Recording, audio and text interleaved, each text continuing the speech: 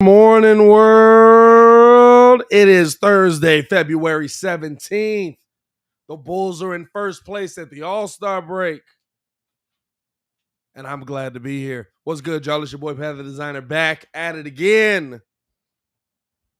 Appreciate y'all for pulling up for another morning show. DeMar DeRozan went absolutely ballistic last night, making history. Got to break down where does he fit in this whole MVP race. Is he making his case for being number one? Going into the All-Star break, man, who's the most championship-ready team right now? Who's the team that you look at and you're like, it's going to be tough to not beat them? It's going to be tough for somebody to beat them for a championship. Then the Bulls making a little news yesterday during the game. Bulls made a lot of news yesterday. Zach LaVine is healthy, it would seem. He's doing well. Caruso could be back sooner than later. And the Bulls signed Tristan Thompson. How does that impact what they want to do? And then, of course, with the latest AD injury, are the Lakers done? And we'll finish it out with a Bleacher Report starting lineup ranking after the deadline. What are we talking about here? Let's get into all that and more, man, on the Morning Breeze. Appreciate you guys for tuning in and rocking with us this morning. How you guys feeling? How you guys feel? Good morning. Another day. I'm one day away from driving to Cleveland. Oh, God. I'm one day away from driving to Cleveland. Shout out to everybody in the chat, man. Got Clayton in the chat already, McSeason in the chat, EJ in the chat, Billy in the chat. What's good, y'all? Hit that like button. I'm one day away from driving to Cleveland.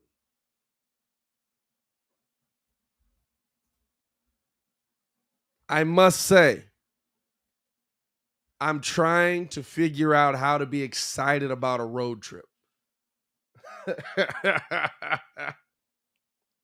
I'm trying to figure out how to be excited about a road trip. Now, here's the thing, right? Here's the thing. I'm going to be... I've got the trip set up. You know what I'm saying? I got a case of Monsters for the ride down so you don't get sleepy. Don't got to stop too much. I've got a couple of audiobooks ready to go because I'm an audiobooks guy. You know what I'm saying? So that I'm not just like diving in and out. Just please keep me going. I'm just so I just want to keep going. Just give me a little bit. Oh God. Got a few people I'm going to be hitting up on the way down there. Some early risers, you know what I'm saying? So I got a little bit of stuff to keep me going. And listen. Now here's the big question. I'm not getting a ticket on the way down there. I'll be flying down there doing like 100 on the highway. I'm setting cruise control on 70, keeping it kosher. Just trying to get there in one piece.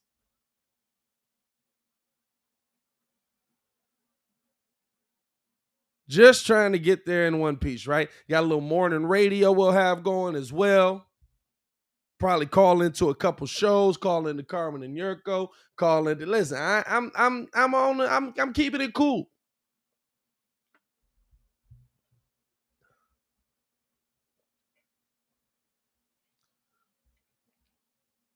But I'm gonna be honest with you. Like, it's one of those trips where it's like, I'm trying to find a reason that this is gonna be worth it. And I think it's gonna be like McSeason said, you go down there to see the players. I'm going down there to promote the morning show. Going down there to promote the show as a whole. See if we can get some better athletes on here. See if we can get some, I don't know about saying better athletes. That's a rough one. See if we can get some athletes on here. See if we can get some people in the building, man, that's rocking with it, man. Heck, maybe even get some investors in the building. You know what I'm saying?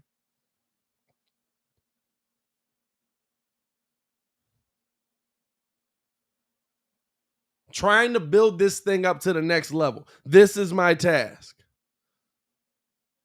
a trip to Cleveland. So if y'all know anybody in Cleveland, if y'all are down in Cleveland, man, let me know. Because I'm going to be looking for stuff to do. Heading down there early tomorrow. I'll probably head down there about 3 a.m.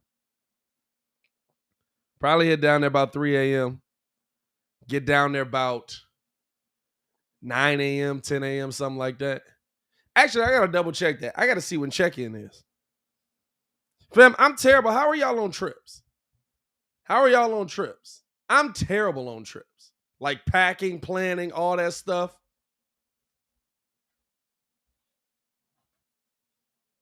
Like I have done nothing minus like preparing for stuff to do in Cleveland. I haven't packed nothing. Haven't planned nothing. Haven't got nothing ready to go. I just got up. I'm just on some, hey, we gonna get up, we gonna get out of here, man.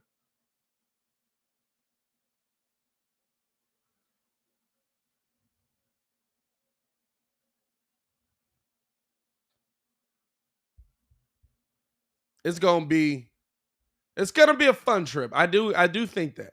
I'm gonna make it a fun trip, right? I'm gonna make it a fun trip. We're gonna have a good time. I'm gonna be vlogging down there. I'll probably go live a couple times from down there, depending on what the internet signal looks like down there. But I'll probably go live a couple times from down there.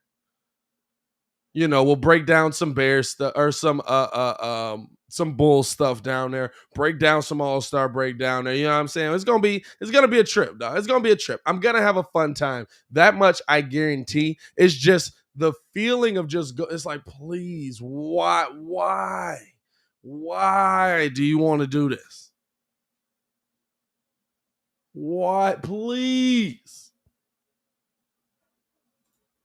But hey, your boy wanted to be the entrepreneur. Your boy wanted to be the one sitting here doing the, I'm saying, getting the YouTube and stuff like that cracking. So this is what we do. This is what we do, man. Shout out to y'all. Shout out to y'all. Y'all make me a better person. Y'all make me go to Cleveland, Ohio. Let's get into this, man. Let's break this down. Appreciate y'all for tuning up that have. Hit that like button, subscribe to the page if you haven't done so already. Opening topic here. And one that I feel like is a good one to break down here.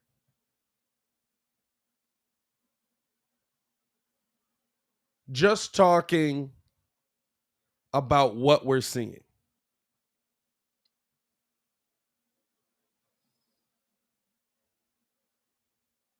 DeMar DeRozan, right now,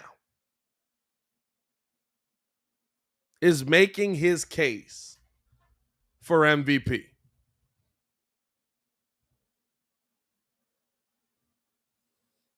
He is the first player in NBA history with 35 plus points on 50% shooting in 7 straight games. And it's not 50%. They use the 50% as the margin on that. Here's the 7 games.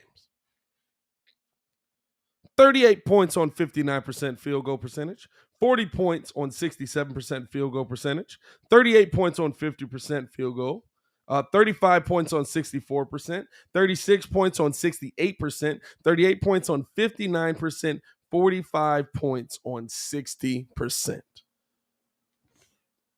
To put it in perspective,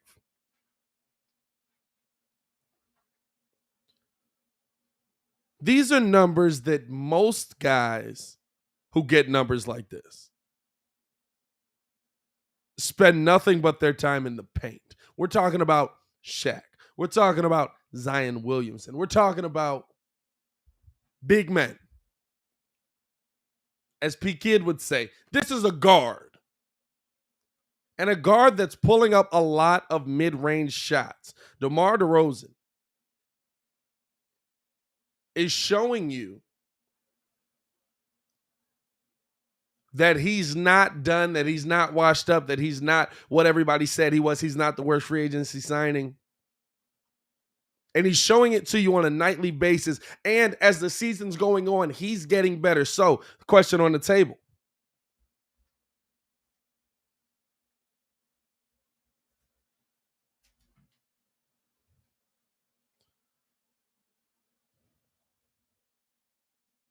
Is DeMar DeRozan leading the way in the MVP race? Is DeMar DeRozan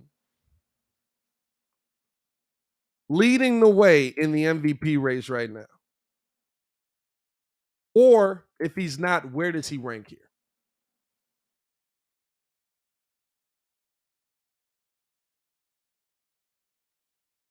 Because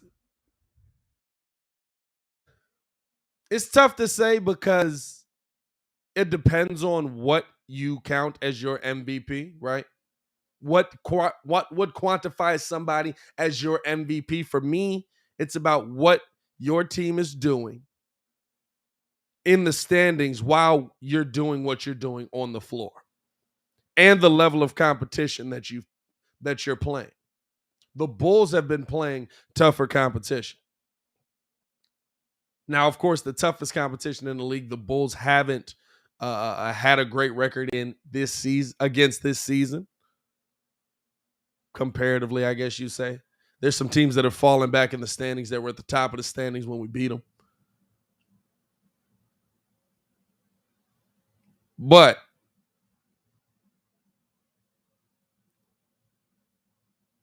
when I look at what DeMar DeRozan is doing versus a Giannis, versus a Joel Embiid, versus a Stephen Curry, Devin Booker, LeBron James, those guys. Now, Devin Booker a little different, but he really hasn't been brought up as much as he probably should after watching them the other night. He really hasn't been brought up as much as he probably should be. Probably because a lot more people are looking at Chris Paul as the engine that makes that team go, not Devin Booker. But if we're breaking down level of competition versus where your team is in the standings versus your production on the floor, to me, DeMar DeRozan has the best case for MVP next to Giannis Antetokounmpo. Joel Embiid absolutely has a case for what he's done. I was somebody that was absolutely pining for Joel Embiid. Absolutely Joel Embiid over Jokic to me still. But when I look at what DeMar's doing on the floor on a nightly basis versus teams that make or break him, dealing with all of the injuries that the Bulls have dealt with, still basically playing with a third of the major team that was built here to be successful, still basically playing with a third of the major team that was built here to make this run.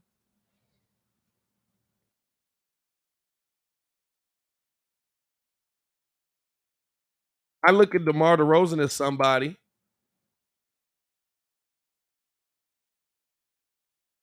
who has led the charge for this Bulls team and put them in a position to be successful consistently on a night in and night out basis. On a night in and night out basis. Shout out my boy Picasso in the building, man. We do this every morning, my guy. Y'all check out Picasso's latest track. Go check him out on YouTube. My boy be getting it.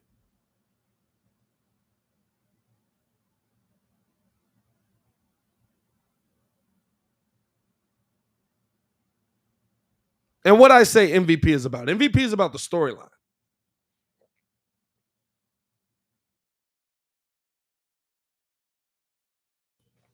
MVP is about the storyline. The pettiest man alive checks into the building. Mr. P Kid in the chat was good, my boy. How you feel? Top of the morning. Top of the morning. Top of the morning. Top of the morning. Let's get these.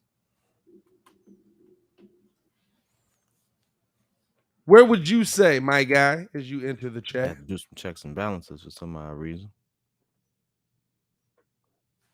Where would you say that DeMar is in the MVP race right now? 2. Behind? Giannis. Excellent case. Excellent case. And a lot of people sleeping on it, which is wild because it's like, hey, he's also top in the in the he's also top 3 in the East. I'm very Giannis very ain't confused. No tick, ain't no pub on Giannis. I mean, my man just put up 50 and 14, and like they mentioned it in passing. It was like, you do realize in a week he's dropped 50 and 44, right?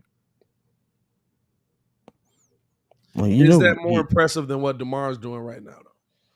Because MVP is an ever-changing thing. Let's be real. That's why I said we need to change how we vote for it. I don't understand how the guy that wins the most players of the week doesn't win the MVP.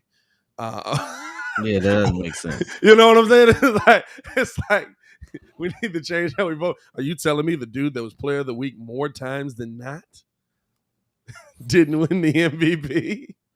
Yeah.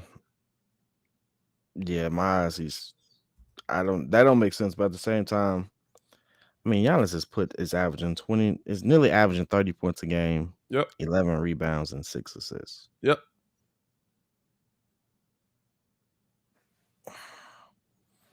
Oh no, can't take it away from him. Can't absolutely listen. And Like, here's the thing, right? That's why I said like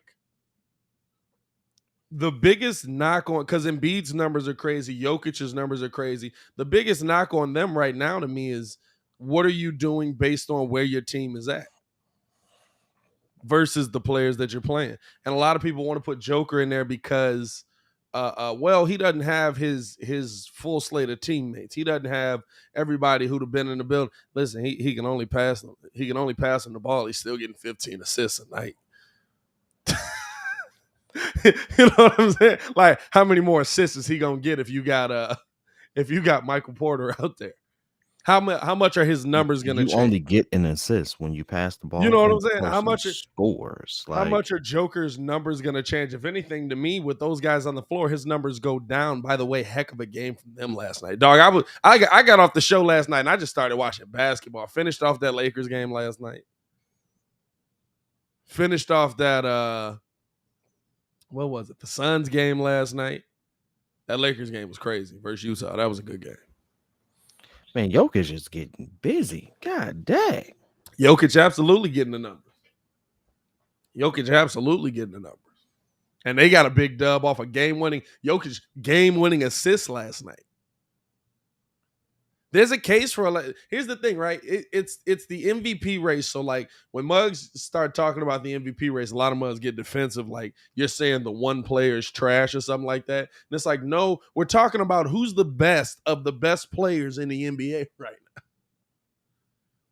Like all of these Mugs are absolutely getting busy right now. I think the thing that's impressive about what DeMar is doing and what gives him the best case is the field goal percentages.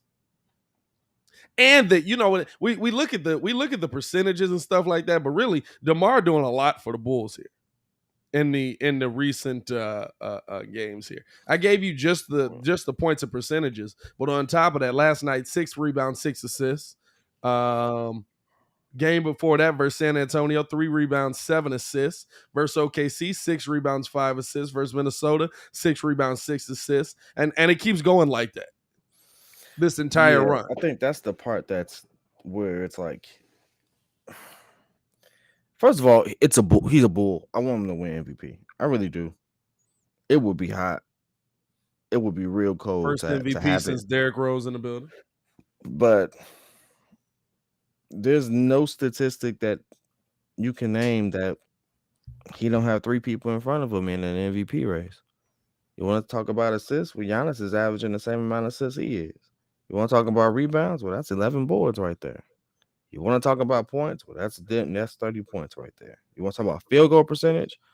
Well, he shoots a higher field goal percentage. I mean, that's impressive, though. He shoots a higher field goal percentage than dudes that play under the bucket. The other 3 guys we're talking about are big men that play at the bucket, minus Joel Embiid, kind of. Joel Embiid's a big man that kind of steps out. Joel Embiid, 49%. Yeah. But other than that, we're talking about big men that spend most of their time around the bucket. Giannis does a lot of his work around the bucket. Jokic does a lot of his work around the bucket, even though he can step out and take that shot. But he likes to facilitate that thing even from the inside. You saw him last night on that game-winning play. He gets to the middle of the floor, right around the bucket, kicks it out for the game-winning shot to who shot that? Jokic, 57%. God dang. And that's what I'm saying. We're talking about dudes that are big men versus a guard who shoot. Man, we're like these are Shaq numbers. You don't usually see guards shoot like this on a consistent basis. And especially with the kind of shots DeMar's taking. You know what I'm saying? Even looking at PER, DeMar ranks 11th, which is, I mean, the names that are ahead of him are, well, he's 11, so there's 7 other people ahead of him before we get to this list. But, Joel Embiid, Giannis, and Jokic. Yeah. Yeah. The hometown feel says I would want him to win. The reality of it is he's not.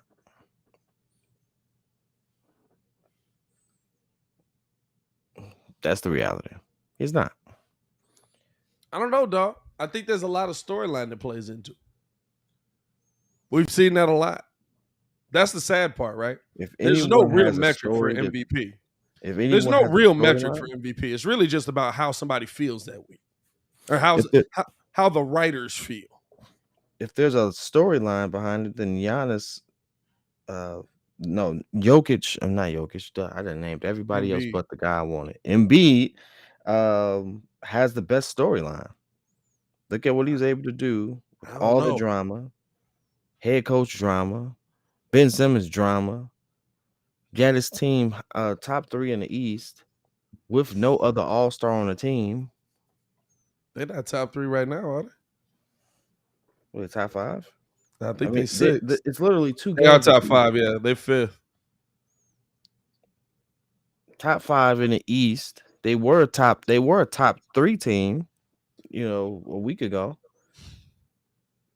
with no other All-Star. Joel Embiid has no other All-Star. Yeah. We do. In fact, we have 3. I don't know, dog. I think the DeMar story ain't bad, though. You know what I'm saying? Worst free agency signing. It's all about what the media set up, right? Derrick Rose basically won that MVP when he said, "Why can't I be the MVP?" And then went out and proved why he could be, even though Bron's numbers were still better. But everybody hated Bron at that point. So, like, I look at that situation. That was the first year where I was like, "Oh, this is about who people like the most. Mm-hmm. This is about who's the favorite."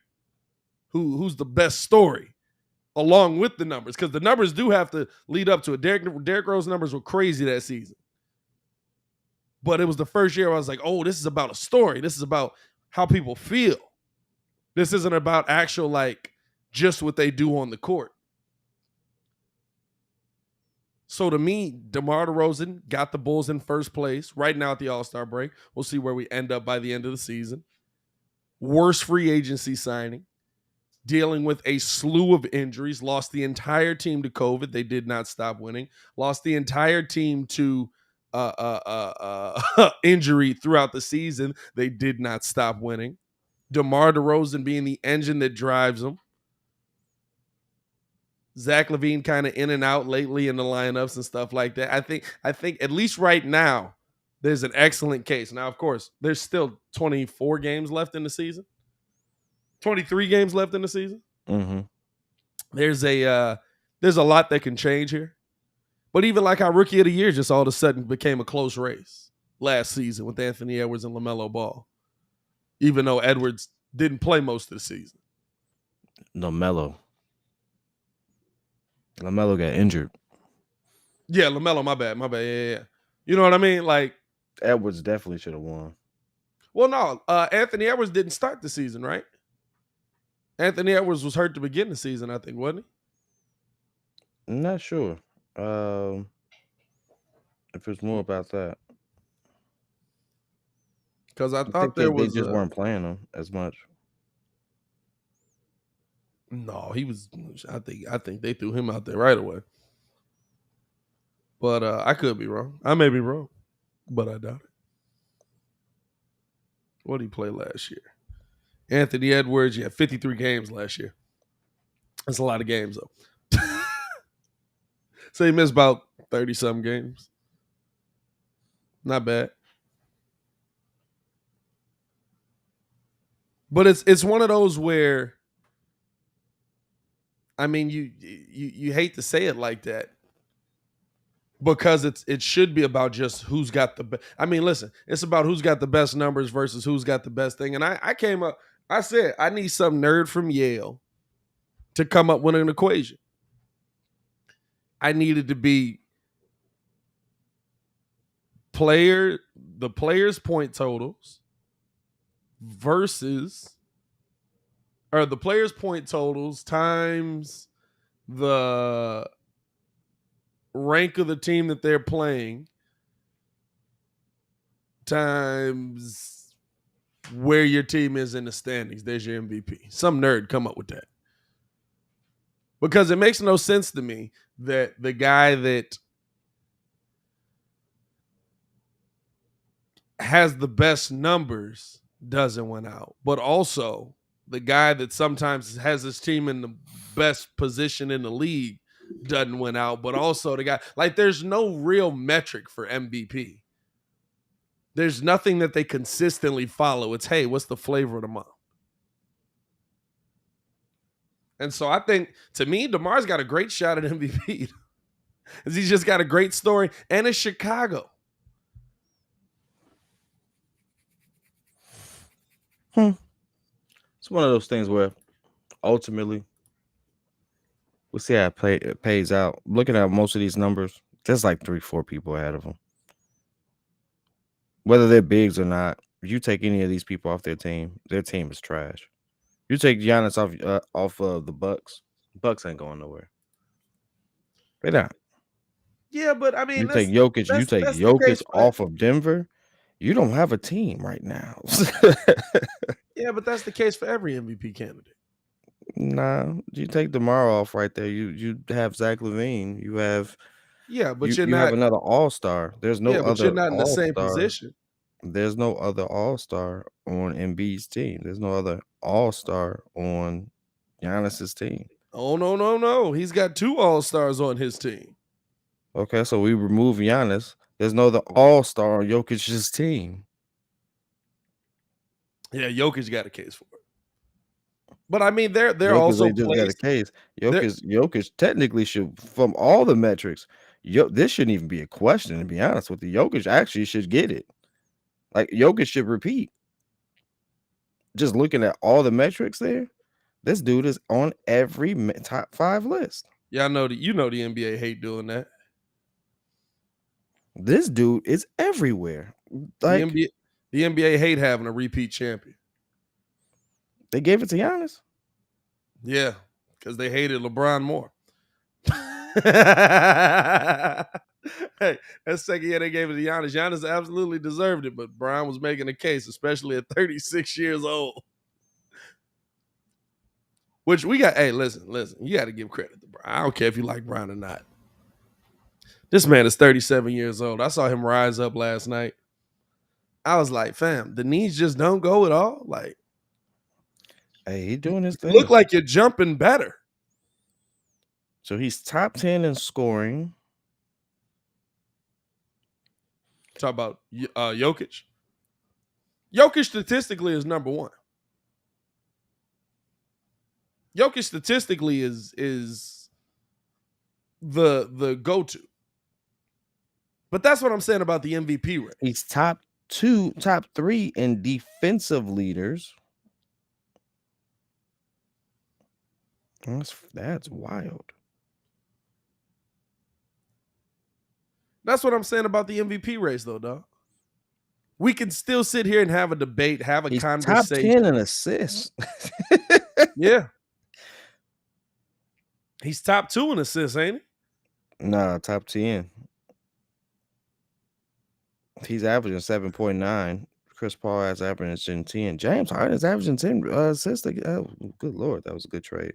Yeah, James Harden took a step back. He was on some I'm not gonna score as much. I'm gonna just pass this mug. Yeah, he's the only person that's top 10 on every list besides Giannis. Which Giannis, top 10 in scoring. No, well, okay, he's 1 in scoring. Yeah, those 2 names just stand completely, like, it ain't even close. Like, for him not to get the MVP, Giannis or Jokic would be criminal. It'd be like, hey, you And it wouldn't remember Michael surprise Jordan me. got beat out by Charles Barkley, and he was absolutely not the best person in the league, per your And it wouldn't argument. and it wouldn't surprise. But the difference is there, right?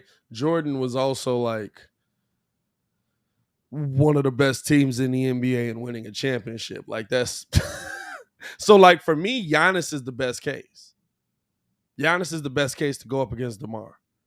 Being number one in the East, if they can maintain that position, or being a top two team in the East, if they maintain that position, does a lot for the voters. Is Stefan the Don in the building? Yo, what's going on? What's going on? That was good, Iman.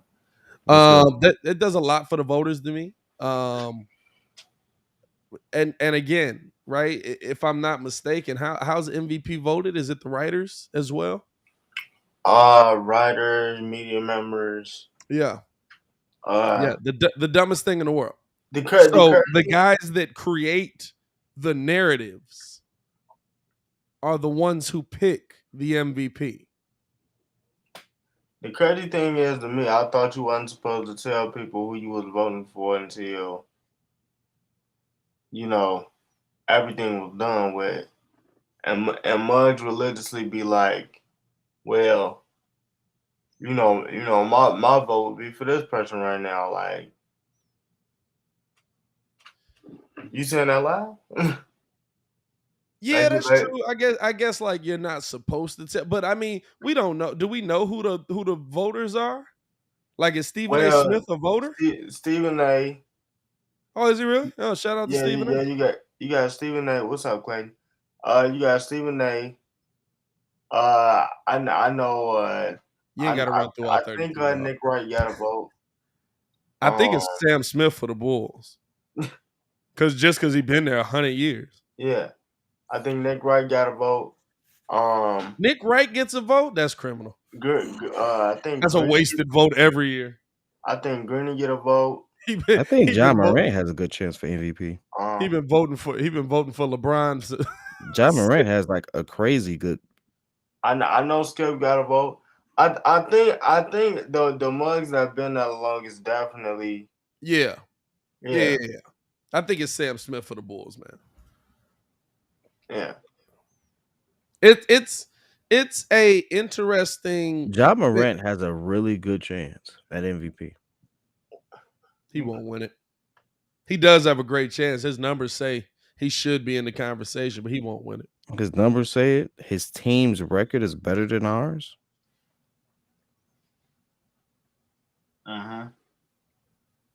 His team record is better than ours. They're a better team than us, statistically speaking. And they went 8-2 their last 10. They're 1 game behind. They're 1.5 games behind the Warriors. Yeah, it's not the best. It's not the best story. It's not the best story. It's not the best story. I'm telling you, that plays the best story than your second or third year player absolutely taking a team that they didn't expect to be this good to the top of the West. Hey, that's true, but Joel been dealing with Ben for half a season. Yeah, Jokic missing 40 points. That's the sad thing about DeMar, it, dog. We shouldn't be talking about story at all. It should be based on numbers and where you at in the league. But it's based off numbers, then DeMar wouldn't be in that conversation. We gotta be glad story exists. The last 2 seasons. I mean, that's the thing, right? Like, to me, like, it's about what you're doing on the court versus where your team is. Bulls are first in the East. Why are the Bulls first in the East? That's DeMar DeRozan. Mm-hmm. That's how I've always looked at it. Like, what is your team doing? What are your numbers versus where you are in the East? Like, Derrick Rose winning the MVP was not a, oh my God, he stole this. It was we're first place in the East, and Derrick Rose is the reason why we're first place in the East. So that's why he gets the MVP. I can live with that. But Brian had Miami at what, third in the East? And Miami was third. I felt the only reason why Rose got the MVP that year because everybody was mad at Brian for leaving. You said who? Because everybody was mad at Brian for leaving. Yeah, that and y'all had y'all had a whole bunch of mugs out. Well, we also had a much weaker team. But That's why I said how MVP is done absolutely needs to change. There needs to be a legitimate, like it's 20. I said this yesterday, or maybe 2 days ago. I don't know. It's 2022. Mhm. It's 2022. It is Mhm. okay that we do not do things the way they were done in the 60s. I swear it is. It is okay that we do not break things down the way they were broken down in the 60s. It's fine. We do not have to do something the way that Wilt Chamberlain did it and not do something because Michael Jordan never won it that way. Mhm. We need to come up with a legitimate way to evaluate who the MVP is, whether that's some stupid Yale equation that breaks down power ranking versus where your team is versus the numbers you're putting up, and that goes into some crazy rating that you call the MVP rating. Name it after Jordan if you need to. Yo, the crazy thing to me is the only time like it's not up for debate. Like somebody got to be having a crazy season. Like Giannis a couple years ago. I mean, if you look at the year the Warriors, Steph went back to back. Yeah. He had like a stupid season one season, and then the next season it was just he was putting up 30 by the time Muggs was reaching the fourth quarter. So But remember all the narrative around that? Remember how people were so upset? Michael Jordan never won unanimous MVP. How could there ever be a unanimous MVP? How does Steph Curry win? Shut up, you old bastards. Like, seriously, dog. hey, I'm sorry that things aren't done the way that they were when TV was in black and white and when 480i was the best quality you could get on the screen. I'm sorry. that's it for you. And it's no disrespect to all the old heads in here. It's no disrespect to how stuff was back in the day. But time evolves. Stuff moves forward. There's no reason we should be basing this off of narrative. And the dudes that are voting on the narrative are the dudes writing the narrative. How many years have there been dudes that didn't win because, oh, he's not a good dude because you didn't like him? Yeah. That's why I'm always impressed by what Aaron Rodgers did. Like winning MVP this year, it's impressive that he won because he had to put up such great numbers because everybody hated this man this year. Everybody came through and hated this man this year. Everybody was like, well, we don't agree with his vaccination stance and what he did, so he shouldn't win. So he just threw enough touchdowns where they were like, well, they'll say that we're not valid. So if we don't vote for this man, like that's kind of what it has to be. And I feel like in this MVP race, it's close enough that we could see DeMar win it because they want it in Chicago, because they want a bull to get it, because they want a good story to go along with it for when they interview him at the podium. DeMar DeRozan's never won an MVP. An MVP that's been in the league all this time and his game is elevated to this point. You know what I'm saying? There's a bunch of narratives they can go with. To me, numbers wise, Jokic is it. There's no question about it. He leads in all three statistical categories now. Yeah, Jokic. Narrative wise, Embiid was it. And then DeMar started doing this. Kid, you said earlier in the season, Steph Curry was going to win it just because he broke the record. Steph Curry is just having such a bad season that It was his to lose. That he can't even win it. You know what I'm saying? It was his to lose, and he lost it. So that's on him. Thankfully, they're going to still make the playoffs, but he had one of the most horrific shooting stretches that you've ever seen a shooter have. And we didn't. He had a worse shooting stretch than Russ did. And just because he broke the 3-point record, we let it slide. And it was like, oh, that's definitely. It could be the 41 and 12. I mean, yeah, they still were winning. I give you that. I mean, yeah. I mean, nobody cares when you're winning.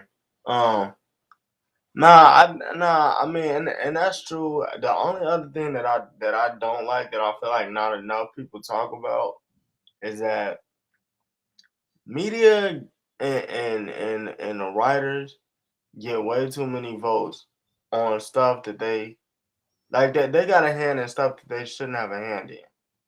Like Yeah. if you look back at it, like, I'm not even just talking MVP. Like, you're dictating people's money. Like, Yeah. if you look back at it, Muggs didn't vote Clay. What did he need? Third team All NBA. Just he need to make an All NBA team, and you turn around and you gave it to Kemba Walker. Like, and then he turned around and then he missed out on 70 M. Like it's I don't know. Yeah, I got personal beef with you on you cost me 70 M's and over Kim. Like, I get it if like I'm playing bad, but you put Kemba Walker in over me. Like, I don't know. It's just weird. It's just weird, and they I openly talk remember that about, too. yeah, bro, yeah, bro, because he was like, man, I don't know. I just lost 70 M. No disrespect to Kemba, but like, what? I'm just sitting there like, dog, y'all have too many votes on too many things, and it's just like y'all openly I talk think about I it. think the wild part is like it's not even writers that played. Like, I would be cool with if it was like a former player that's evaluating. Even then, it's just like It's never anybody that played though. even then, it's just like you so stuck in your era, you don't want to move on. But dog, like Well, it's one thing. it's dudes that legitimately like, hey, did you play past grade school? Well, What's it's good? one thing to harp on that one, which unfortunately we're not going to change. And if you did change it, what would you change it to? Because if you don't have beat writers do it, you have a bunch of players do it. Players have their own bias as well, Have to. as we can The, see. the the thing is, it shouldn't be a Supreme Court judge. Every 10 years, you change the players out because Uh, every 10 years, you usually get new players that retire. Nah, 'cause, I mean, players still have their biases no matter what. So there's going to be biases there. People are still going to be people. At this point, let's just see if he makes it. He has a shot, and let's be comfortable with the fact that he has a shot. Um, if nothing else, he's our MVP, which is great. He's the MVP in our hearts. Is that man, what if you you can just get dropped? like He's our MVP. Like, seriously, like, he's our Rah Rah MVP for our speaks, team, and we can just move forward with that.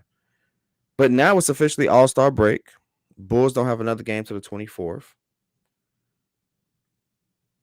A couple other teams are shutting it down now. I think the last game is played today. One game is played today. Two games played today. Who goes into All-Star break the most championship ready? Interesting question. wait, repeat it again, bro. Who goes into All-Star break the most championship ready? Okay. Lost championship ready. I think of course, you got to put the top teams in there. Phoenix. You put Phoenix is in definitely. Phoenix. Phoenix is absolutely Phoenix is rolling. Every time I watch Phoenix, I'm just like, fam, could y'all relax a little bit? And 48 it and doesn't. 10. The great thing about Phoenix is like it's not like the Bulls where it's like, hey, Chris Paul is playing to the last second. By the way, these refs are getting more and more sensitive every single day. My God.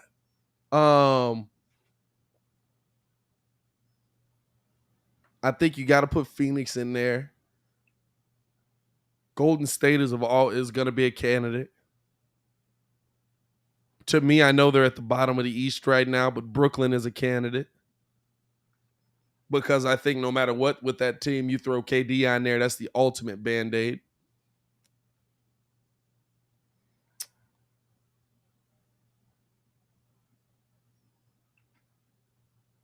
And the Bulls. I'll say Phoenix. Oh, I thought, you know what? My bad. I throw Miami in there. I'm not trolling on that. I thought we still got because we getting Vic back at the All-Star break, so yeah, I throw Miami in there.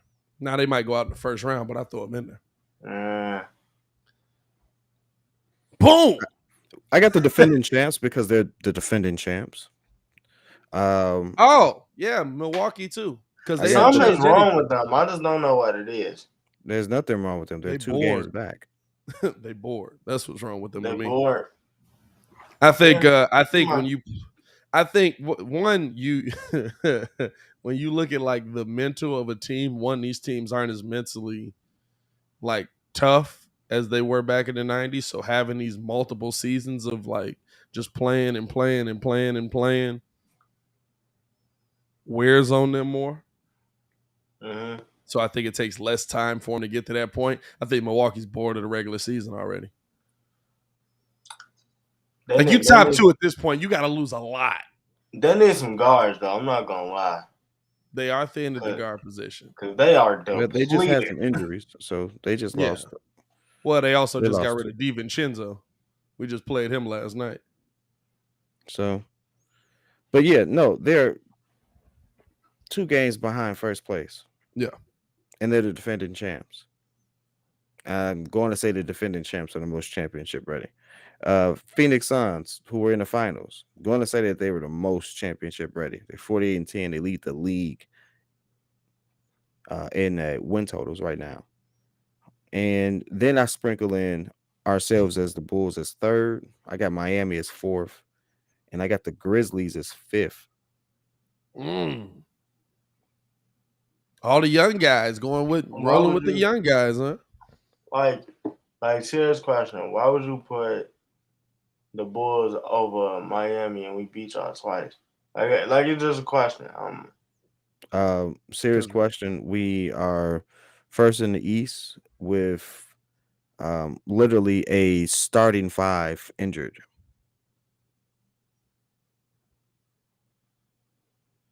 Okay. There's a starting 5 that's injured, and we have a better record than you. Well, that could change tonight. There's a starting 5 that is injured, and we have a better record than you. Bang, bang, bang. I have people on my bench right now that are better than people you're starting. And it's not even close. Kobe White over Tyler Hero. There's not a player on your starting lineup right now. Because you wasn't in the post game. There's not a player on your starting lineup right now besides one who you could even put in a conversation with Zach LaVine. Who's the one? Jimmy Butler, maybe. Right, I'm confused. Nah, come on now. Zach best shooting guard in the East. Nah. There's not a point guard on your squad right now who could defend, score from 2 and definitely from 3, like Lonzo Ball. Kyle Lowry doesn't score. Have you seen Kyle Lowry? They're pretty Kyle much Lowry doing doesn't the score same from thing. 3 like Lonzo Ball does at the efficiency rating. He definitely doesn't stick defense like that. Look at how I phrased the question. You came on a primarily Bulls channel asking about a Heat question. Now you about to get toasted. You ain't watching the games. That's cool. Now man. you about to get toasted. Hey, looking dead at you. I want you to feel this in your soul. I want you to never do that again. I want you to never do that again. Amen. I have a starting 5 on my bench right now that could compete with your entire team. Hey, that's cool.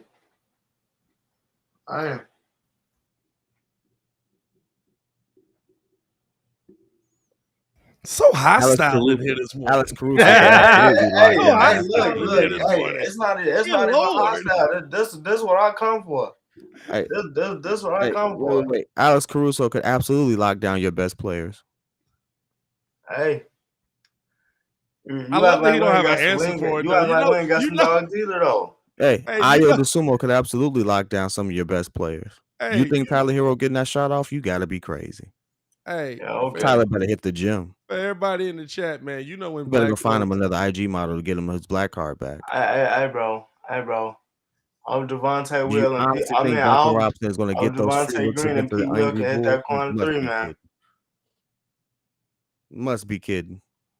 Hey, Hey, man. dog. The Hey, toughest person you got is DeMar DeRozan. Do you honestly think? I mean, not DeMar DeRozan, Jimmy Butler. Do you honestly think Jimmy Butler scares anyone on my team? No. Must be crazy. No. Hey. You see how I asked the question though, and he had to run it down like that. Yeah, I Had to ran it run down because like you that. shouldn't have asked the question. Listen. There's a difference between asking a doing all question this. because You it trying to actually talk made sense and then smooth. trying to troll. You trying to talk smooth. Hey, at the end of the I'm day, not trying to talk smooth. I'm a smooth nigga. Don't worry about that. Don't worry about that. Like that. We like that. We why is like that. Kid so aggressive this morning? I want that energy, bro. I come for that. I don't care. I live for this, bro. First of all, you can live for it all you want to, but can your team handle it? Yeah.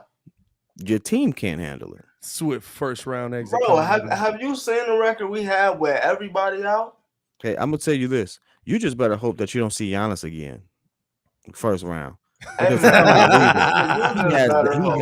he has this real gripe with you. Like all. I said, you just that every time he sees a Heat jersey, he's going to put up 50. End up like Atlanta. You feel me? Like I love what y'all doing. I love Why it. You think? Why you think this is Breeze Nation in Chicago? Why you think I'm gonna put the Bulls over the Heat? Hey man. Why you think? I would expect you to You know why I know Miami ain't nothing but a bunch of fans in Chicago? You retired Michael Jordan's jersey in your stadium. You to think logically right now. We have 2 wins over y'all. You retired Michael Jordan's jersey in your stadium. You are nothing but a fan from afar. Here's the thing, dog. Here's the thing. You talking about regular season wins, and you already know that don't mean nothing when it comes to the postseason. It don't just trolling. Don't you? I'm just trolling. I already know. We know. I know you trolling. Why you think I'm still trolling? I just like to get a rise. I just like to get a rise out of the chat. Hey kid, you know when a black person is wrong and they know they're wrong when they just hit you with this one. Hey. Nah. I said I don't care about it is what it is. We keep going. Guess what? I have to see you on the 28th. I want your team ready. I hope my team is ready. Hold on. The 28th? No, my team won't be full force on the 28th. Just better make sure y'all ready. I'm still gonna have 3 people that are my starting lineup on the bench on the 28th. And I guarantee you this.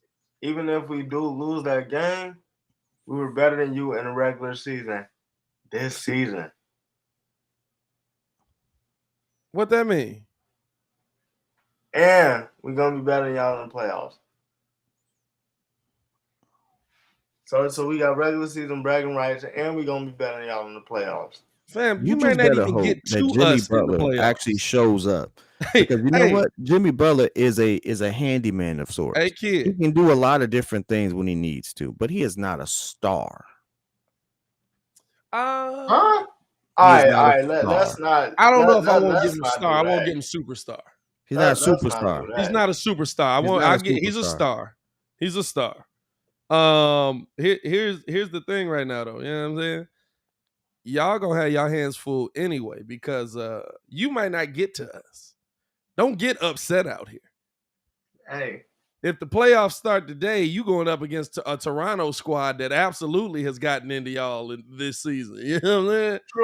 True. Don't get upset out here. You talking Big Spice of the Bulls fans? Get to the Bulls. Get to the Bulls. You know what I'm saying? Stop playing. If I'm not mistaken, the Raptors are better than you this season. Am I not wrong?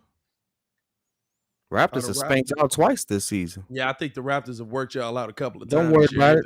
Don't guess. I got the paperwork. No, I got the paperwork. Hey man, listen. I looked at the game. Guess what? Last time y'all played, I don't miss a game. Last time y'all played, I tell you exactly who opened you up. You want to know who opened you up? Gary Trent Jr. 33 points, 5 rebounds, and an assist. Hey, that boy a problem. By the way, him and Pat Bev quickest technical foul in NBA history. I love it. I love it. Hey, man.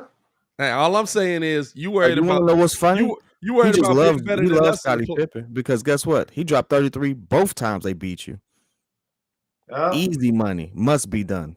Yep. Must be done. Smoking on that heat pack tonight. Yep. Smoking on top fives. Must be done. When you Hey, finally got to dog. win, when you Yep. finally got to win, guess who didn't play? Half their team didn't play when you beat them by 5. Go look it up. I don't Half have to their look team it up. didn't play. I've You seen the won by game. 5. I've seen the games. I know you See did. this? No, it's no stress. It's no stress because I know what it's time to do when we get that. We know it. Hey, listen, we you know want what to it know takes. why ain't no stress? Because you beat. When you accept that you beat, Hey, ain't no reason to stress. You you just can accept say that you that. beat. You can say that all you want to. I know I can. Just make That's sure why I y'all said perform. it. Just make sure Hey, y'all Clay, perform. he did say he got the paperwork. Like Not the paperwork. The paperwork though. Not Hey, the paperwork. These my favorite moments on the show where I can just sit back and laugh, dog. I ain't got to say nothing. It's just like, Hey, listen. You want to know what else is funny? He Drunk think we for my straight, homeboy, bro. going The crazy part Dragon is, Dragon. Whole reason you was even in contention might be in a Bulls jersey. Because guess what? Spurs just bought him out, and for some odd reason, the Bulls really like that guy. I bet you what he just got done after 17. The Bulls really like that guy. Guess what? I'm already better than you. Hey, Now I might fam. actually add your ex. that is a confusing one. It's confusing as He hell. just But got anyway, after 17. hey, Hey, look. You want to be confident. I love the point you made, but I just don't get it. Hey, you said it yesterday. listen. We got Guess nothing but what? cards. We got a bunch of people who's like, hey, Kobe White seems to actually be doing his job for once. Good job. Hey, nah, he is averaging 23, though. Kobe had a solid couple of months. Kid finally giving him praise after the trade deadline. Finally giving him praise. he's consistently showing me when we needed him to step up when Zach's not there. Yeah. He's put up some buckets. Hey, That's a listen, fact. when you do your job like you're supposed to do your job, I'm gonna praise you when you do your job. When you get paid millions of dollars to shoot the basketball and look like a basketball player, and you don't look like a basketball player on the floor, I'm gonna try to trade you. I'm gonna keep a spade a spade. I'm not the guy that's going to be 3 seasons in talking about some more he has to develop. No, guess what? That window's passed for me.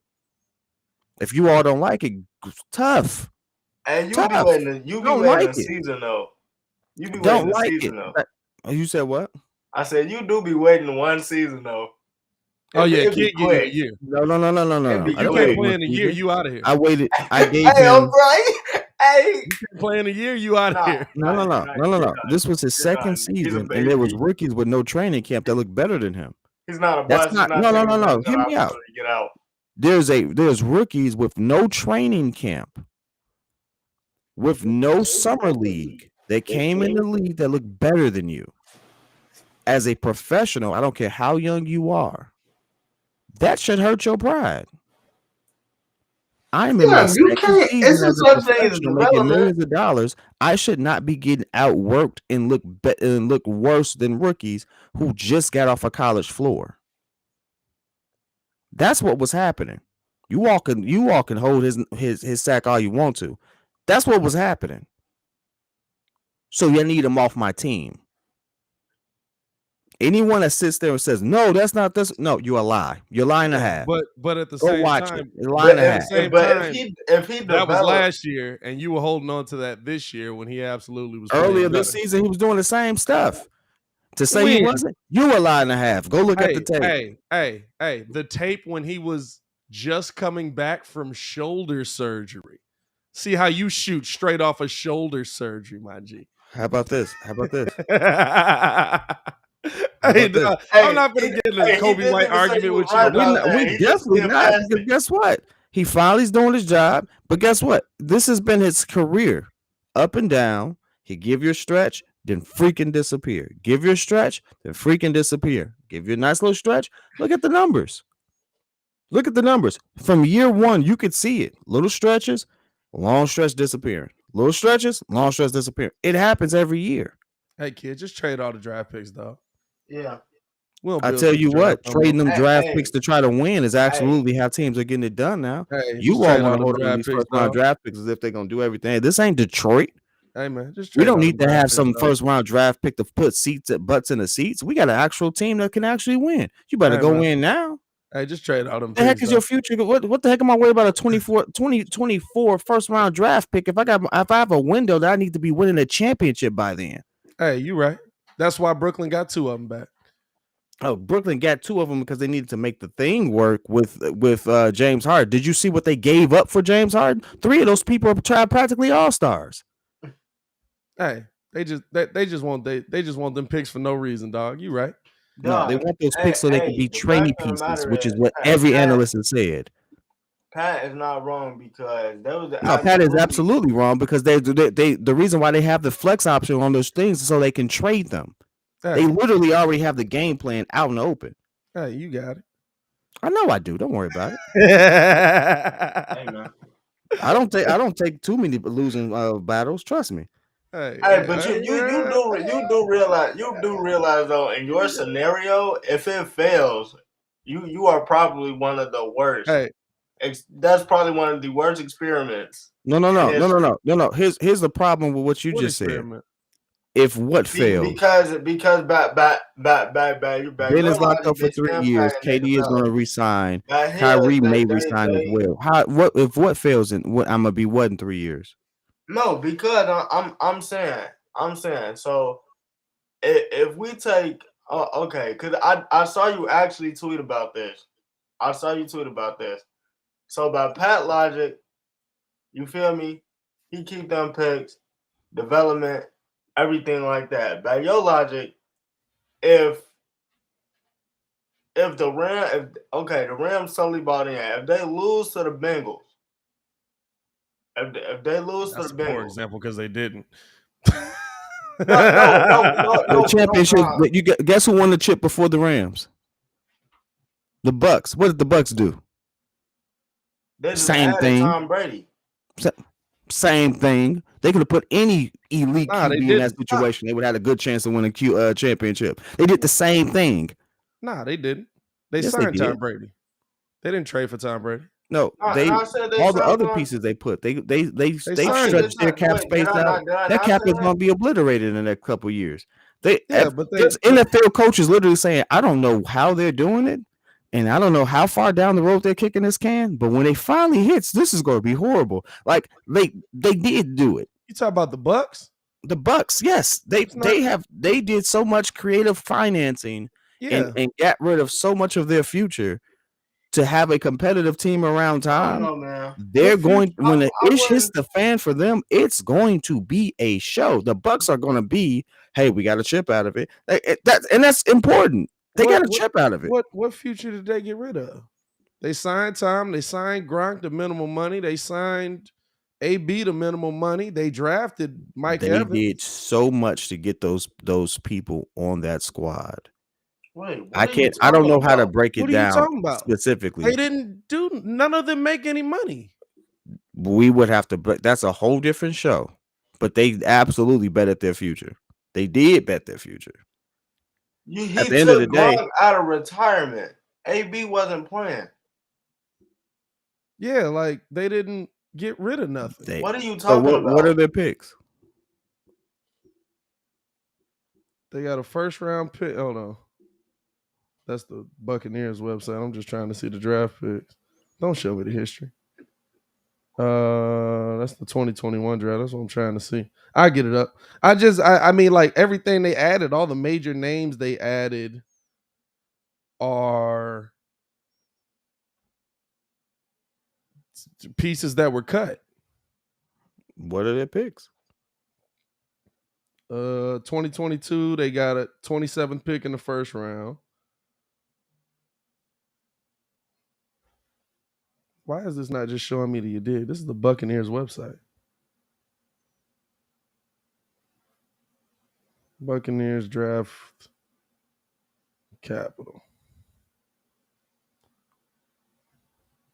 Future draft picks and status. Okay. Yeah, dog, they got all their picks. They got all their picks in 2022. They got all their picks in 2023, 2024, 2025. What are you talking about? Good. Then maybe I'm doing a shrug there. Don't care. Hey, no. Bro, what? Hey, no, dog. I don't. Because guess what? Guess what? What are you talking about? This will be killing me. Wait. Kid So trying to we're say one of something one on the loud argument. enough You're going to talk about we're doing what am I talking about? I'm Kid talking trying to about say I'm not going to something sit there and use a bunch of rookies because it Hey, only he be happened with the like, Bengals. "Oh, you're wrong," and then when you find out he's wrong, Hey, Kid whatever. trying to say something loud enough and confident enough that when he prove me wrong, he just be like, "Hey, that's my bad. Players F up." You're like, "Nah, dog." But then That's you wanna exactly what just happened. I don't. Hey, Hey, you want to what try am I and kill supposed to us say? when we wrong? Nah, I'm What am I not supposed to letting say? you off on that one, my boy. What am I supposed to say? Like, huh? Hey, listen. This is the thing, right? He be like, I don't pick too many losing battles out here. I don't fight too many losing battles. And then when he lose one, he be like, hey man, sometimes players F up. It's all good, baby. Well, Be like, nah, considering dog, you know. this report this morning, I'm like 5-1 right now, so it doesn't even matter.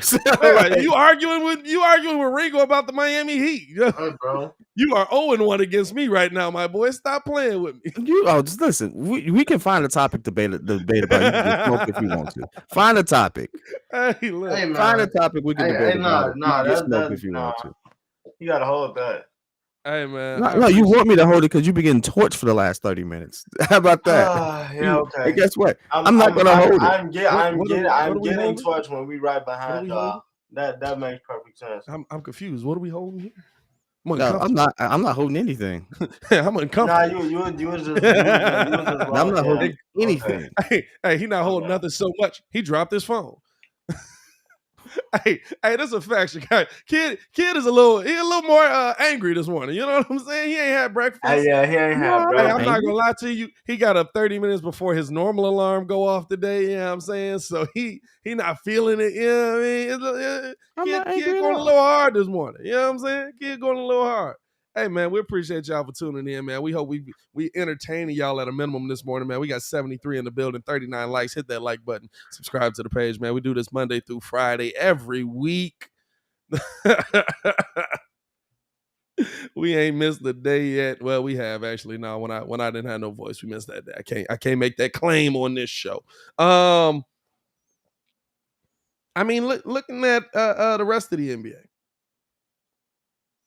Who do you think outside of the Bucks? Because of course, championship team, they already got it. Do you see Phoenix making it again? Absolutely.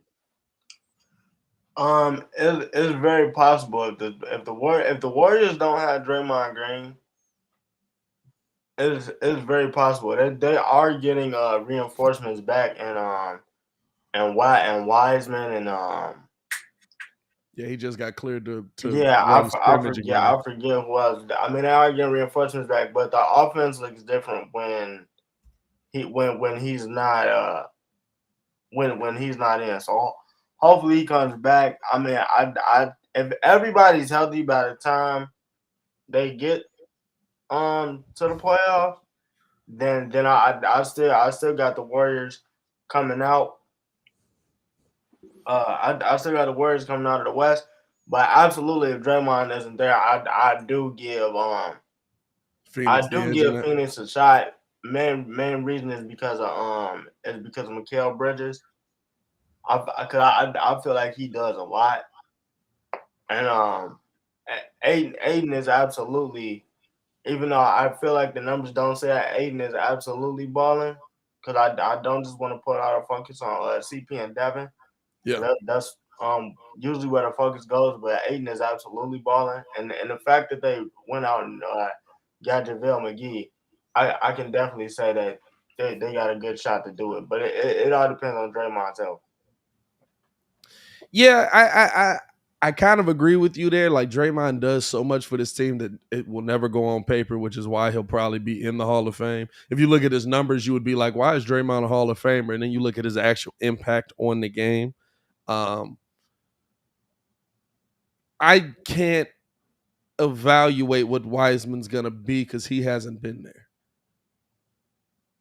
And he hasn't been there for a while. And I feel like it was a situation where they were like, oh, the injury's not that bad. And then we didn't see him for a year and a half. Mm-hmm. You know what I'm saying? Like, Mm-hmm.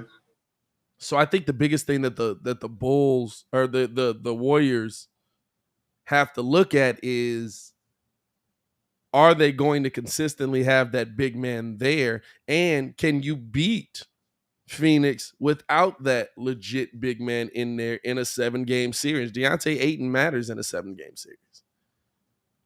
DeAndre Ayton is absolutely going to eat you. And he's the one piece that kept opening them up every time they played.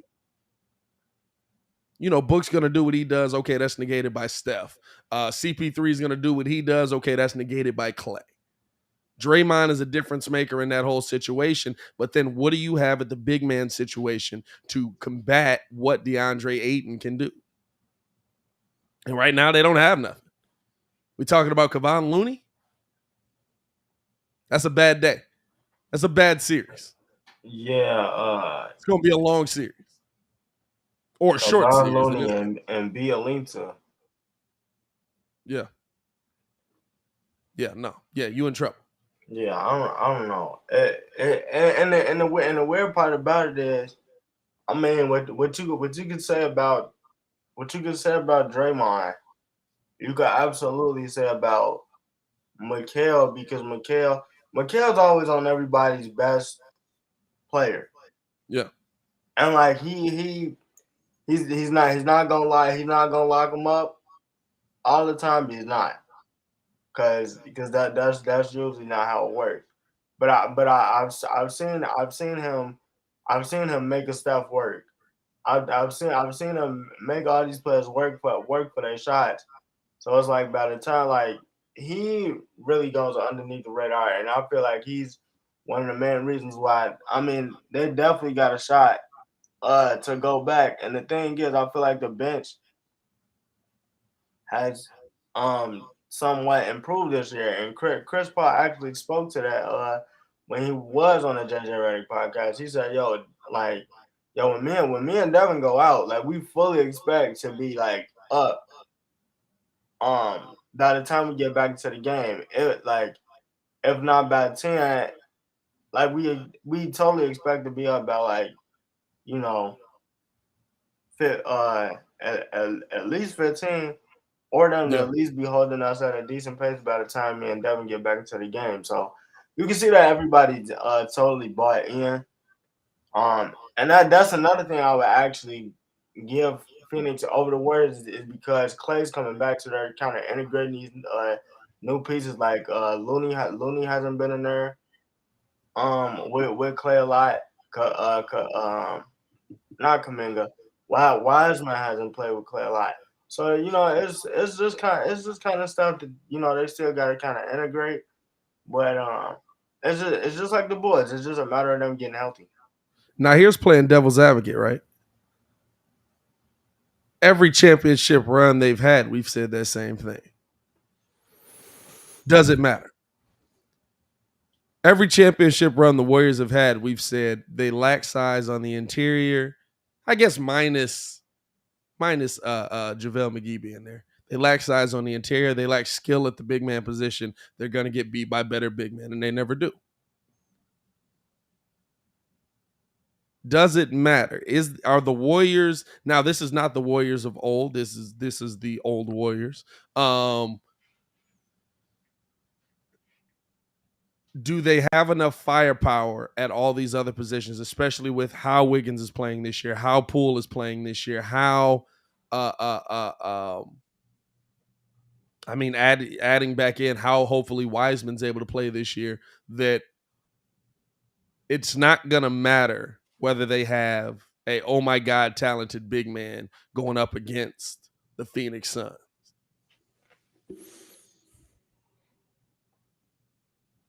I mean, First off, what are we talking about again?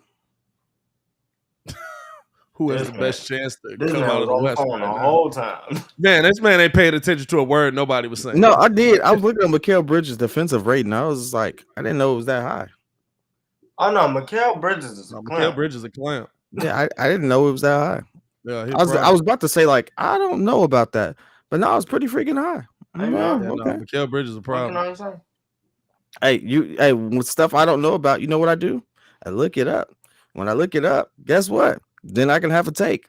I looked it up. Can't have a bad take now. Boom. There you go. Should have looked up Tampa Bay, huh? Anyway, we got to get this man a computer. But I didn't want to just be clicking on it. Use my phone. Anyway, this being said, why are we talking about the Warriors? Like the Warriors ain't like the Warriors. Like, why is this comment on the screen? What? The Warriors have always lacked size, and for some odd reason, they still shoot you out of any gym you're there. Guess what? It don't matter. Draymond Green been an undersized center his whole life.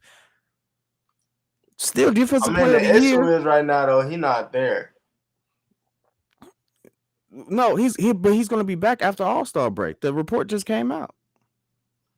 So at this point, like, the Warriors are injured, and they're second in the West and second in the league.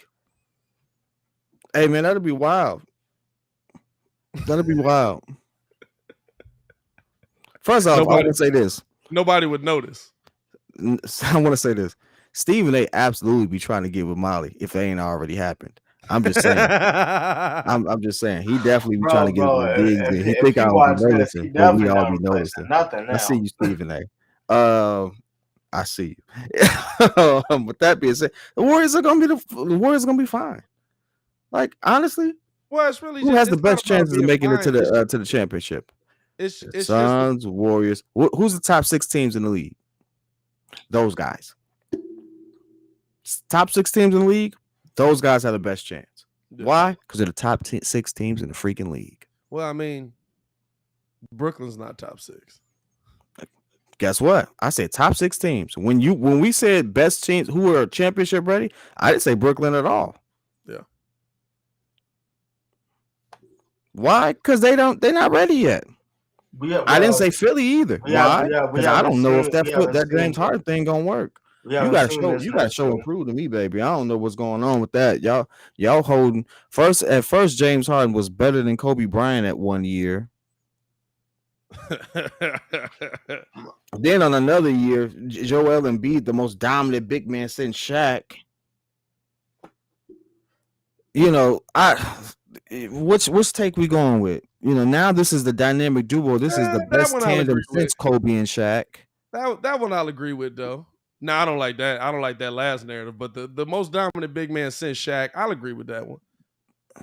Oh wait, no, Dwight. Yeah, no. More dominant than Dwight. Prime Dwight was definitely a better center. But is Embiid more offensively gifted? Sure. He's more offensively gifted. But Dwight Howard has a legendary stretch of his prime. Led the league in points, led the league in blocks, led the league in rebounds. I mean, what more do you want?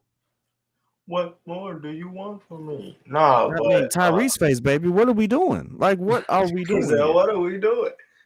No, I just with Philly, it's just like, bro, you gotta do it while you want to. Yeah, Hey, listen, it's close. I would say this. Joel Embiid, it looks real good, but he ain't more dominant than Jokic. Hey, bro, with Jokic is doing James Harden's job, Embiid's job. Who's supposed to be getting these? Who's supposed to be getting these boards? Oh, that's Jokic's job. He's doing that. Who's supposed to be scoring his points? Jokic scoring them points. Hey, why do I have double-digit assists and I'm a big man? You want to know why? Because the offense run through me. Take that. What are we doing here? Jokic is the best big man in the league, if we want to be honest. 35-17. Let's just be honest. Y'all keep telling me Joel, which is nice. He nice. I'm taking 26 not Jokic, points, dog. He not. 17, 13 rebounds, and I'm taking the man who's averaging nearly a triple-double almost every freaking game. And dribbling down the court through his legs as a center. That's the guy I'm taking right now. I'm sorry. I mean, Embiid do that. I'm happy. I'm great. I love it. But you know what? I don't see how, like, Denver to me had the best chance of making it to the final. Let me take a step back. They have the best chance of competing against the Suns full strength this year before everything happened. That was my take. I said Denver initially because of Michael Porter Jr. Yep, we had this conversation. You and I had this conversation, and I only said it once, and then it all fell apart, and I never said it again because there ain't no need to say it again. You don't take L's. Like Portland and Denver, my guy. MPJ got 200 M's and was like back injury. I was like, how you get 200 M's and then have surgery? Like, no, Jamal Murray. I still don't understand what's happening with Buddy. Like, this is the longest ACL, whatever injury I've ever experienced. Like, KD done came and went since then. Like, what the heck is going on? That's a fact. He got hurt in the bubble, didn't he? Jamal Murray has been out so long. I'm like, what, how severe is this tear been? When is his last game? It's been a year and a half. Because I ain't heard no news. This man is just, I have heard whoever nothing. this organization is, they're just like, hey, we're still kind of competitive. Take your time. And it's like, dog, the more time he takes, the worse it's gonna get if he's able to do contact. His last game was April 12th. 2021. 2021. Okay, so I gotta take that back. It's been a year. All right, so he's on schedule. He's on schedule.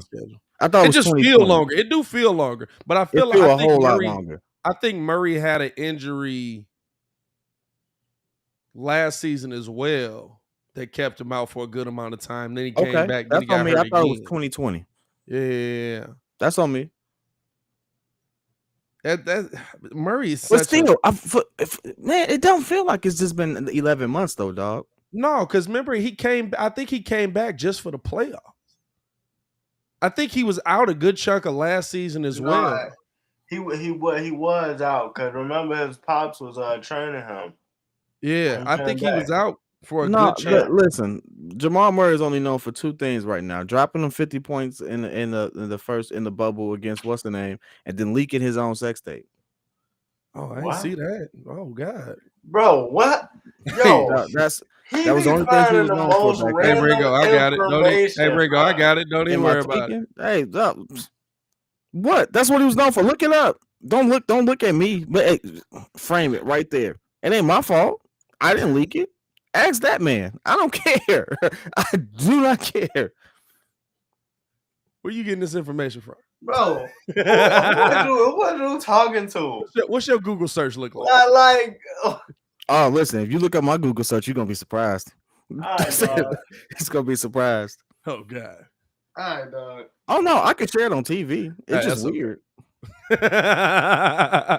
It's weird. Like I don't know how to frame certain questions that come up. So I'd be like, I just type in anything to see, like, all right, so one of these things searches is gonna hit. Like that's all it is. Like I'll look up the same question, but I'll ask like 5 different ways to get the exact information I'm looking for.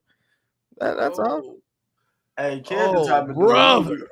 You asked about his phone. Hey, bro, you can use it. Hey, I'll tell you this. I guarantee, kid. Hey, I'll tell you this. You ask for my phone, depending on if my messages is off, it's all yours. Take my notifications off. It's all yours. Hey, I'm in a loving relationship. Hey, that's all I have to say. I'm in a loving relationship. Dog, I ain't gonna lie to you. Now, completely different reason. So I just took my notifications off, right, where they pop up on the screen. First off, for your mental health, is great. Second off, I did it just so like I could screen record and make clips and stuff like that easy. Yeah, you forgot to turn it back on. No, now I just don't want to because like not seeing the notification pop up all the time has actually made me like not stay on my phone 24. Well, I'm still on my phone a lot. I'm not gonna lie because I'm always looking at information and stuff. But it's not as bad as it was because I'm not like something pop up and my ADHD be like, ooh, what's that? Click. Like I'm actually finishing the task. I'm going into apps to start. But then, like, one day I thought about it and I was like, hey, man, I don't condone cheating. But if you go and cheat, why would you leave the pop-up notification on? Or any notification that would pop up on the screen? or any notification. Like, I just feel like we're not thinking this through enough. The furthest we got was name Shorty the pizza guy. Pizza guy don't That's text the dumbest thing ever. So dumb. How you gonna explain Pizza Hut texting back? How you gonna do all that? Now listen, there's a lot of different ways you can get away with that. Pizza Hut sending you eggplant emojis. I wanted extra eggplant on the pizza. I'm gonna be honest with you. Even if I was, and I'm not, even if I was that type of dude, I would just do it. Yeah. I'm not finna sit there and jump through all these hoops and stuff like that. Shorty ain't got time. What are we talking about? Hey, this is what it is. Trying to cheat. Must be out here cheating, trying to be Batman, and really they not. really, really they the Riddler. Really they the Joker just being trash. Like what is we on? Like just looking like a straight clown. Like stop it. Hey, wait, no. Technically, because if it's the Joker, then Shorty's taking you back after that. Cause you feel me, Batman can't never seem to get rid of the Joker. That's true. Harley Quinn. I don't know what the Joker was doing, but he was doing something. Well, depending on how smooth you are, that's always an opportunity. It was the suit. It was the suit. But I'm gonna just say this: that's just a lifestyle that I wouldn't want to live. Nah, it's trash. That's what I always say. And it's stressful. That's it right there. I said, fam, you want to deal with more than one of these? I'm good. I'm good. Hey, listen. I'm good. That's why I'm saying, hey, we've chosen the best life. Great. But at the end of the day, even if I was like not of faith, I still wouldn't be that person. Cause it's nah, absolutely not. Hey, moving on, man. Hey, listen, we got Tristan Thompson. Speaking about cheating, this is a nice little segue. Speaking of Tristan Thompson has no. Oh my god! I'm going. Tristan Thompson right now. Hey, I like that segue. Your boy's a professional out here, boy. Hey, put some respect on my name. On God, on my chest with dip. Anyway, Tristan Thompson right now is absolutely out here slanging and banging every single IG model he can get his hands on right now. How do you feel like he's going to be in Chicago? Oh my God, dog. That was professional. That was. Hey, dog, I gotta give you credit on that. That was great. That was great. He said, speaking of cheating, Tristan Thompson's on the Bulls. Hey, real talk, I think Pat did that as a layup. Because it was like no random way. It was very random. He brought up the notifications thing. But still, like, hey. No, somebody said that. I got you. Don't ruin the moment. It don't matter. Bulls signed Tristan, man. Appreciate y'all for tuning in. Speaking of cheating.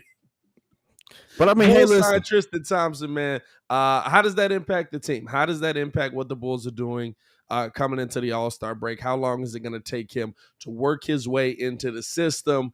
And I mean, is this a good signing for AK? I feel like this is a good signing for AK because it keeps him away from the rest of the teams that absolutely needed a big. I mean, if you look at the Lakers, they need a one. There's a couple of teams out there that needed a big. So for the Bulls to be really the first ones to be out to be in the business for a bigger, even in the buyout market in general, is a W. Yeah, honestly. And the other thing too that we always keep saying, hey, we talking boards. We talking boards. That's all we talking boards. Right now, the last two places he done took his stop at, he done been giving 4 boards, 5 boards a game. Hey, listen, Tristan, you 6'9", you play big. You know what I need you to do? I need you to come in. I need you to give me at least Boston or last year in Cleveland type production. If you're not going to do that, guess what? There's going to be a nice little short trip. You can go ahead, fly into O'Hare, go ahead, collect your thoughts, and fly out of Midway. If you're not going to sit there, if you're not going to sit there and give me what I need, it's going to be that quick of a trip. I just want you to understand. Hey, buyout market, baby. Chicago is not the place to be. I told y'all what y'all really need to do. He better. And knowing, hey, it's the funny part. When you own something like that, you're not gonna buy a home. You're gonna be renting downtown. Now, a big thing, yeah, for sure. A big thing with Tristan's production, the last two spots he's been. I'm assuming you're talking Indiana and Sacramento. No, really limited minutes. Really limited minutes, and because he spoke out. If y'all remember, beginning of the season, Tristan Thompson was actually playing really well, was giving you good production for them, and then he called out the team. He called out the coaches. He said, "Y'all don't want to win. Y'all got to want to win. I'm from championship pedigree, baby." All right. First of all, you from LeBron's pedigree. Hey, listen. Which I guess is championship pedigree. He a big part of winning. He a big part of them winning the first time. Thompson was the person who should have got the smoke that Kevin Love was getting. I don't really get why Muzz was getting smoke on that team anyway. Even J.R. Smith absolutely came out and was like, "Y'all gonna stop blaming me." They said they left me on an island by myself. He was like, "You mean to tell me ain't nobody else? Everybody else knew we had timeouts and didn't call it?" No, the wild part is that he said, "We've run this play a million times. I get the ball, dribble it out. Brian calls timeout, or the coaches call timeout. But didn't nobody step up to say nothing for me." He was just on I Am Athlete. Yeah, no, great interview. Great interview. But no, the very first time he spoke out, he was like, "I get the board, and everybody says I'm supposed to shoot, but I got 6'11" KD in front of me." Yeah. It's like, I know you ain't talking about shoot over KD. Yeah, absolutely.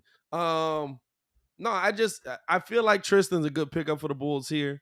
I think that the impact he's gonna have on this team is just gonna be making Vooch better. And that's why it's okay if he's just the dude he was in Boston. What, 7 and 8? I don't need you to be the 15 and 10 guy that you might have once been. Every time I see Jacopoto have a really good game, I just get angrier and angrier. Why? Did he just have a good game or something? He be 20 points, 17 rebounds, 10 of 14 from the field, 5 assists to go along with it. Hey, man. Yeah, he had a good game. You you mad at the Spurs for not letting them go? I'm mad at us for not trading. Tried trading for him. I mean, they tried to trade for him. Yeah, we tried to give him a first. Hey, man, they might not have wanted Kobe White. That's all you wanted to give up was Kobe White. They might not have wanted Kobe White. We gave up anybody that wasn't named DeMar, Zach, Alex. You going through a lot of names right now. I'm just Hey, here's the thing, right? The team, man. Here's the thing. You know, right? He gonna go through all the major pieces on the team, and it'd be like, and all he gonna be left with is Kobe White and P. Will. You know what I'm confused about? All right, so we got Tristan Thompson. Why would we get Moses Brown if we have someone there? Like I would have another bench big, and realistically, don't we have Tony Bradley to be realistically? Come on, dog. Like an actual bench big, somebody that can actually. Listen, I say this. Let's not. Tony Bradley is an actual. Let's not disrespect what Tony Bradley is. The actual end of Tony the Bradley bench is big. He's a bench big. Your bench big is not Andre Drummond. That wasn't normal. He's a dude that comes in. He plays defense. He scores some. Hey, a couple putback minutes got me 4 boards. That's all I need you to do. That man played 4 minutes against San Antonio, got me 4 boards. That's a board a minute. Guess what? He's doing his job out there. The problem is you can't. The problem is you can't play him more than like 10, 15. And I see that why you got to bring up the negative stuff when I'm trying to get like I'm trying to help him get his money. But no, I'd go get Moses Brown as another big. I mean, worst case scenario, Moses Brown is better than Tony Bradley. Because if he's worse than Tony Bradley, he's gonna be out the league. Nah, he's gonna be better. So He's gonna be worst better. case scenario, he's better than Tony Bradley. Tony Bradley loses them minutes anyway, but you got good production out of Tony Bradley this year. You know what I'm saying? Like it's not a lose situation for me. I'd go get Moses Brown. I'm not gonna lie to you. The end of this bench would look completely different. I I'm would. not gonna get Moses Brown. Let that man go to a team where he could actually get some tick. Why No, wouldn't he get tick here? this is the thing. This is why I He would ain't get gonna him get no though. tick here. He gonna be in the same position he been in. Tony Brown. Why wouldn't he get tick here? I don't have Because you got a. Tristan Hey, Thompson. listen. If you go to first off, he's been running Billy's system already. But if you go into practice and you see that man is better than Tony Bradley in practice, Billy already trying to find a way to play somebody better than Tony. He ain't attached to him. You know what? I'm gonna say this. And the thing is, I want the kid to be able to play because he can play. nobody got an issue with Tony. The thing is, he don't move his like. He don't have lateral movement. I would say his lateral movement, like his movement, like he'll sometimes do, but Moses Brown has those defensive intangibles, and at least I know when he get the ball, he know to go straight up with it instead of. I'm gonna be honest with you. When you see Tony Bradley in person, he just occupy a lot of space. His lateral movement that don't look as smooth, but he covers so much ground. Yeah. It ain't just the fact that he's tall and has length. It's the fact that he has width too. Like he's Tony a Brown's wide been body. in the league a long time. But Moses Brown could absolutely. Who been in the league a long feel time? that Tony Bradley. He's been in the league since 2017. Yeah. Yo, Corey, exactly. 2 left feet, bro. Like, Well, he ain't bad. It just looked bad most of the time. According to y'all, guess what? Tony Bradley is young. We should absolutely let him develop, right? Man, give me Moses Brown. Oh, okay. Now you want to move off the Tony Bradley wasn't big for nothing. Tony Bradley wasn't big for nothing. No, he is big for nothing. Tony Bradley wasn't drafted by the Chicago Bulls. We didn't waste our draft capital on him, right? We didn't waste our draft capital on him. You know what I'm saying? There's stipulations to this. And the reason Tony Bradley is here is the same reason Moses Brown would come. Tony Bradley was in OKC in 2020. James, you got to relax. You know what I'm saying? That Tony Bradley was in OKC in 2020, so he already knew how Billy's system ran. So if you go get Moses Brown, it's the same thing. Younger, big. Maybe he can play. Maybe he can. I'll tell you what. His 43 games in OKC is better production than Tony Bradley's had his entire career. So it's one of those things that I look at and I could see the Bulls. Here's the thing. I could see the Bulls changing their whole bench out. I could see the Bulls going to get Dragic. I could see the Bulls going to get Moses Brown, adding those pieces. And the reason is strategic. The Lakers need him. The Nets might need him. Mm-hmm. You know what I'm saying? The teams you're playing against might need him. The Warrior or not the Warriors, the Bucks don't need him anymore because they went and got Serge Ibaka. He's going to be their backup big, basically. But I mean, you look at a lot of these teams. A lot of these moves are just strategic moves. Lock this guy up so that he's not on a team that he can hurt you on. Mm-hmm. That's why I like the Tristan Thompson signing. Like you said, Tristan Thompson comes in here. I think he makes an impact on the boards. I think he makes an impact on defensively for the Bulls. And he just makes Vooch better because he's helping Vooch on that backside instead of a 6'4" guy. So now you're looking at this team in a completely different light, and then you're adding in these pieces, keeping them away from other teams. And yeah, listen, maybe you do buy out Tony Bradley. Maybe you do buy out Alfonso McKinney. Maybe you do buy out, man. But at a minimum, AK got these guys paid through the rest of the season. I appreciate y'all for coming through. If you played here long enough, you'll get a ring if we get a ring. And we appreciate you for playing the work version of our game, but we're moving on. We're going to get these guys. We're going to get these guys in the building. Now, the one reason I think they might not get Moses Brown would be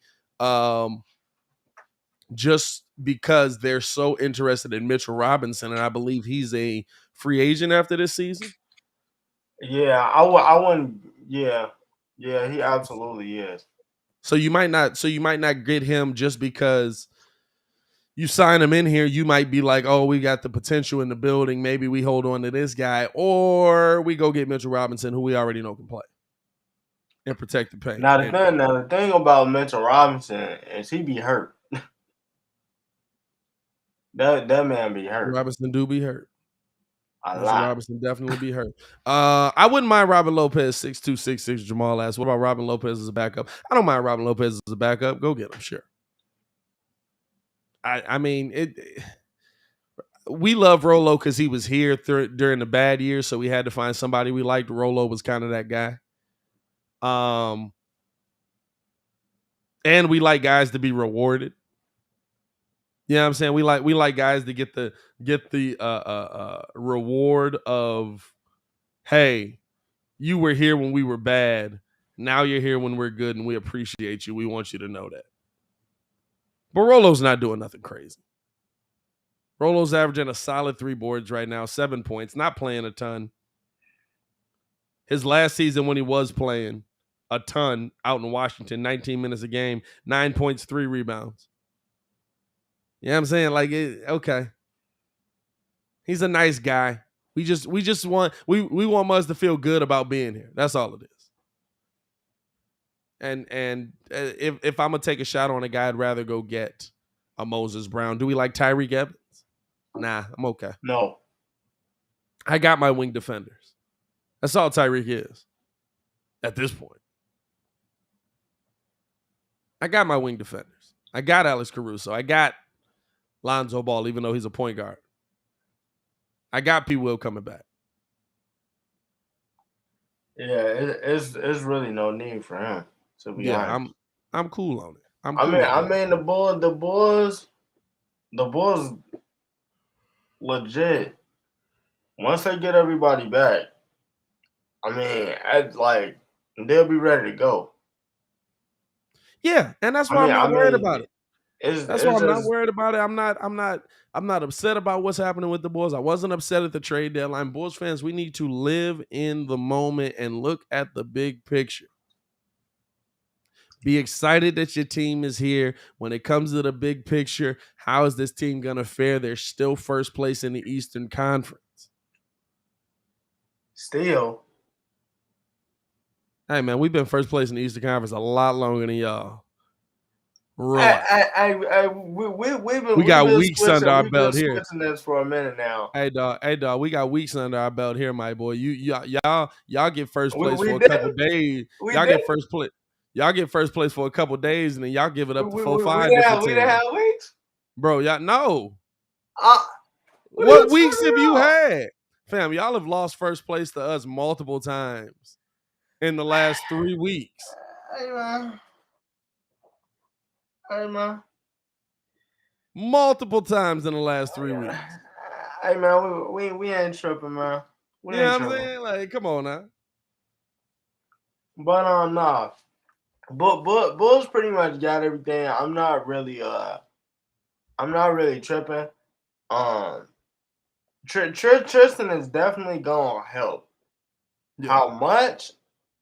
I don't know, because the biggest thing, like the biggest thing is he gotta focus. Like I know Muggs keep. Oh well, why you keep saying that? No, like that's a legit thing. It happened every year. Hey, the IG models is ready in Chicago. Hey, it happened every year, and this is one of the worst places to be right now. The IG models got their location pinned up in here. You talking about March, April? This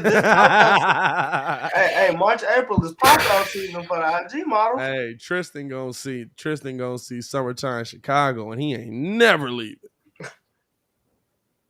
I will say that the thoughts here ain't what they may be in any other city he's been at, so he has a good chance. Anyway, speaking about big men who don't have a chance, AD for some odd reason can't buy a break. Good Lord, literally almost broke his ankle just now. I got to segue off of it because we'll fixate on Tristan Thompson. I'm gonna be honest with you, it's one of those Met pickups. We'll see how it works out.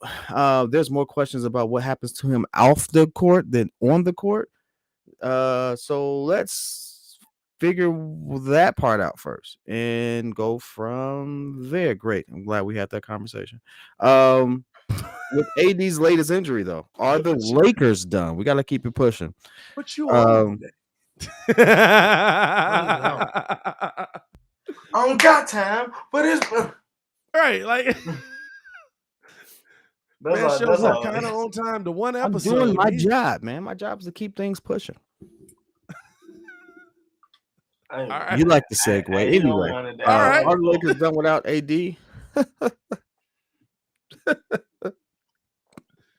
They were done with him. Hey, I was about to say. They were done with that guy. The real question is, are they done with him? No. Anthony, street clothes Davis. Hey, man, I'm letting you know right now, he definitely street clothes for the rest of this season. And the Lakers, man, this is the strongest pot of coffee I've ever made. God, he been like that for a while, though, bro. Said what? I said he's been like that for a while. Not this season. He ain't finished the season. Here's the thing: the X-rays came back negative on him. The roll was real bad. I mean, if you saw the play, you absolutely could see that the roll was terrible. I don't even know how he did it. I'm not gonna lie to you. Like he just rolled his ankle, landed on his foot. Non-contact foul. Yeah, he just rolled his ankle, landed on his foot.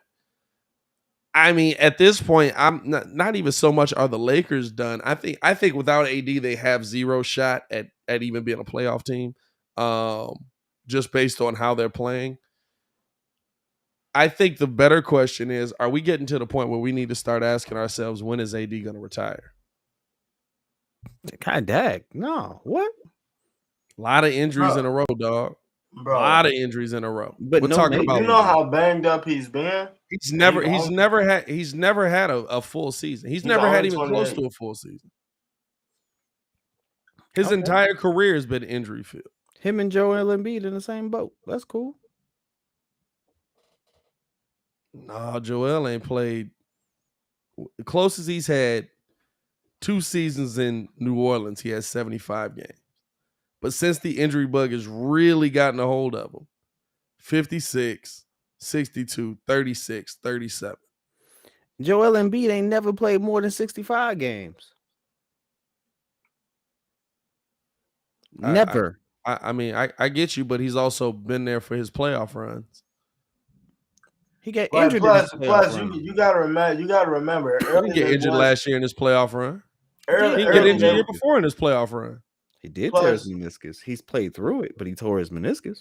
You gotta remember that. Yeah, but we talking about being on the floor. He was there when he won the ring. He was just there for the finals. He missed that whole. You did, didn't you? No, he didn't. He was the man leading the Lakers, and he got hurt during the finals, and LeBron carried the rest. He got hurt during the finals. That's but right. AD absolutely dominated the playoffs. So at latest report, AD likely out 2 weeks here. Hey, so that to me, that probably puts them out of play. 2 weeks to miss. I just look at AD, and I mean it's. It is what it is. Hey, look, I guess it's about what the player can deal with, what the player can handle. But I mean, consistently. Boy, black as hell. That's like AD black right there. God dang, that coffee strong. Okay. Whew. Why are you drinking black coffee? Well, first of all, I like he on one today. Natural. That's why he on one. Now it makes sense. This is no. This is my first cup of coffee today. Oh God. So I was just being me for the first. Yeah, I'm not a good person. Anyway, I'm talking about me in the morning. I'm not a good person, but this is Blue Mountain. From this is Blue Mountain, whatever.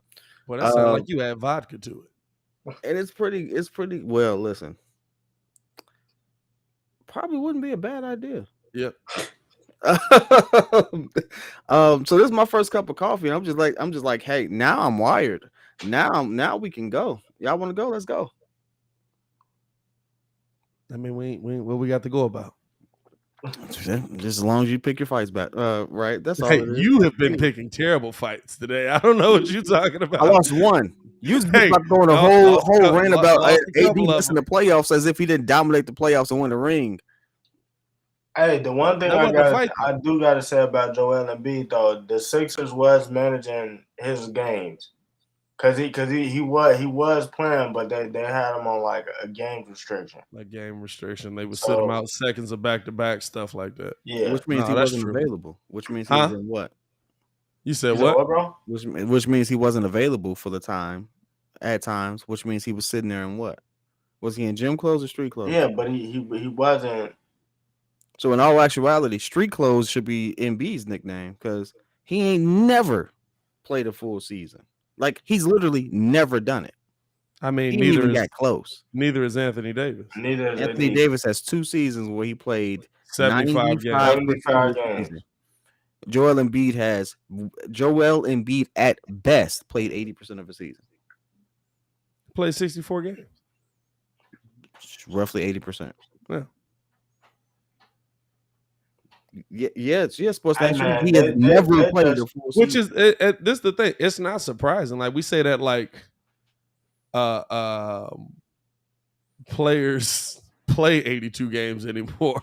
You know, I feel like we really say that like we've seen a player play 82 games. Is there a player in the league that's played 80 games in the last 5 years? DeMar DeRozan has played every single Bulls game. No, he hasn't. He was out with COVID.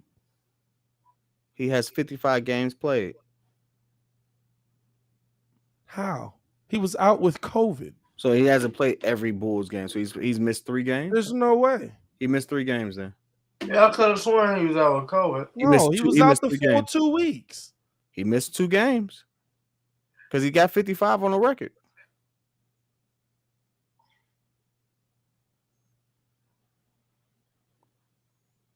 I don't make the stats. It's right there. Look it up. How long was DeMar out? Right, DeMar did have COVID. DeMar definitely had COVID. Been 2 to 3 games. Oh, you know what? No, DeMar might have got hit in that stretch when they actually canceled the game. Yeah. DeMar might have got hit in that stretch where they actually canceled the games because Zach missed and Lonzo missed. Mm-hmm. But DeMar might have got it in that stretch where they actually canceled games for us. No, he missed 6 games. Because we played 61 games. No. Lonzo caught it during that stretch. We played because Lonzo was the only one out of the 3 that was playing. No. We played Lonzo. I think Lonzo really had it. We played 59 games. He played 55. Yeah, right. I think Lonzo really had it. It got to the point they shortened the. Remember at that point here they shortened the COVID, the time you could come back from COVID and everything, and Lonzo was still out for like 2 weeks. He was like, "Hey, what's going on?" What's up with that's a better question. What's going on with Zoe? He's not even sitting on the bench. At least Alex Caruso done had surgery on the bench, travels with the team. Zoe was not even on the bench. I don't know. He was on the bench. Where's Zoe at? Well, he might be because his was a knee issue, so he might be doing rehab on the knee. He might be out in LA or something doing rehab on the knee. You know, usually they let you do rehab back home because you out there with like your doctors and personal trainers and stuff like that. So I mean, we'll see him when he get back. Yeah, I mean, hey, listen, Bulls got good news the other day. A lot of players on that team that I'm not gonna lie to you that we weren't expecting to be back as soon as they are, and they seem like they're getting back. Alex Caruso was just cleared, or should be cleared in about 7 to 10 days to start, basically practicing again, which was surprising. P. Will has the cast off. He's been running full on at practice, doing shoot around, doing, all the stuff, kind of ramping his body back up to come back. We got DJJ back playing through the finger. He was supposed to be out 6 to 8 weeks. You know what I'm saying? So, I mean, Bulls getting good news right now. They're getting healthy at the right time. That's what it's all about. Great news. It's about getting healthy at the right time. It doesn't matter if you're hurt in January or August or November. It matters if you're hurt in March and April. So I think that I think they got, at least it feels like coming into this final stretch, the Bulls are gonna be that team to beat in the Eastern Conference, outside of like Milwaukee, because they're so versatile defensively. Now you add Tristan in. Now you're hoping at a minimum. Now it's going to be yet to be seen, but now you're hoping at a minimum that your interior defense is a little bit better, that your rebounding is a little bit better. Now that you got two guys in there that are above 6'5". And so if you're able to fix this, we don't know what other moves AK is going to make, but I feel like the Bulls could be the team to beat going into this finals. This is the crazy part. Like, the team that scares me is an 8th seed right now. Philly don't scare me in the playoffs. The team that scares me is the 8th seed right now. And that will be the team that we face in the first round right now.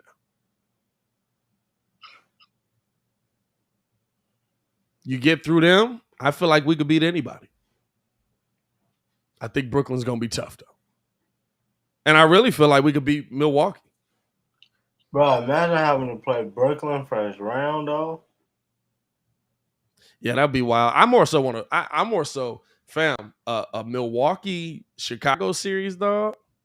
We get DeMar in this mug. We get Key in this mug. You know what I'm saying? Get Ken in this mug. I'm hitting at least one game, dog. I'm sorry. I love doing the live call with y'all. But that's when we gotta hit up Ken. Hey, what you got on them tickets, though? What you got on them tickets? What you got on that? What's going on with that? No, we definitely gonna roll. Yeah, I gotta get one playoff game in. I feel like that's a must. You know what I'm saying? Like you can't. But that's probably the best time for us to be on YouTube, honestly. Of all the times where we need to be on this mug, that's probably the best time for us to be on this mug. So are we gonna start seeing Ye at games now? That's a good question. I don't know. Ye, I'll say this: Ye is a Bulls fan. Wait a minute. Ye is a legit Bulls fan too. He not a Chance the Rapper where he cheering with Milwaukee during their playoff parade. Yeah, the game. If they make the finals, I can see Ye. Now, is he gonna see the game when he there? That have to be determined. If he show up with the mask, he just. You feel me? He just got the mask. You don't think he can see? I would assume he can see through the mask, dog. Hey man. He can see through I guess. He be walking with the mask on, dog. I would assume he can see through the mask. Who's the best? Yeah, here's the weird thing, right? Who's the best celebrity Bulls fan right now? Polo? Yeah, I have to say Is Polo. Ye still there? You said what? I said, is Ye still number one? Fam, it's a lot of dudes that's from the town Well, that are not Bulls. Actually, we gotta say. Is it Tito Jackson from last night? Is it the Jacksons out here? Ye did the cause Ye did the intro for the first game this season. Fam, Ye intro been getting played a whole bunch. I ain't gonna lie to you. I was sitting here, I was like, man, you got a Ye intro. Effin Murray. Is Bill a Bulls fan? He's a Bull and Cubs fan. And it's the man, myth, and legend, Bill Effin Murray. Hey, is that facts or was that just a Space Jam thing? No, he's a real Bulls fan. Cornelius, Lil Durk. Hey, I ain't seen him in no games. I see him at all the Cubs games all the time. Hey, Bill Murray stay at a Cubs game. I ain't seen Durk at a Bulls game. Yeah, he definitely. I ain't never seen Durk at a Bulls game. I see him in that Bulls hat all the time, though, in his video. First of all, I'm gonna say this: it would be real stupid for him to be at a Bulls game, considering all the smoke that he be into around the city. Well, I don't think he can be in city limits right now, right? He still got some you dig spending. Some warrants, you know what I mean? But still, even then, like for him to be on, like if he step into the UC, people gonna know he in the UC, which means they're gonna be plotting to catch him when he leave the UC. Nah, he been at some though. That is true. He has been at some. But Lorenz Tate a Bulls fan? I wouldn't be in a Bulls game if I was him. Lorenz Tate is a Bulls fan. Huh? I don't know who that is. I'm not gonna lie to you. You don't know who Lorenz Tate is? I don't know actors by name like that unless you Denzel or Will Smith. Must be talking about actors. They be like, "Oh, this dude was in this." I'd be like, "Hey, man, shout out to him." Hey y'all, he don't watch Power or nothing like that. I don't watch. I definitely don't watch. Oh, is he in Power? Oh, I definitely don't know who he is. Fam, he said that. Y'all. Hey, first of all, I want you to see how he said, "Oh, is he in Power?" No, I definitely don't know who that is. Like, why did you get excited? Like, what was the excitement about? Nah, hey, listen.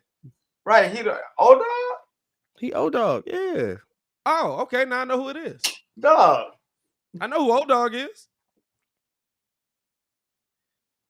Don't mean I know his name. You said what?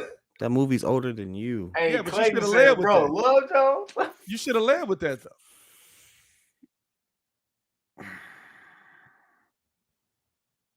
See, you say it's old dog. Oh, now I instantly know who it is. Minister Society. We in the building. That's right up my wheelhouse. Fam, I'm telling you, I'm terrible with actors' names. Muggs be talking about, oh yeah, he was in this movie with this dude. Like, to me, real talk. When Muggs bring up what's the two dudes? Unless it's the greatest of all time. Like, I know Leo, no Will, no Denzel. But what's the two white dudes' names that be in the same movies all the time? Seth Rogen? No. Seth. Well, Seth and Zach Galifianakis always mix up. Channing Tatum and Matthew McConaughey.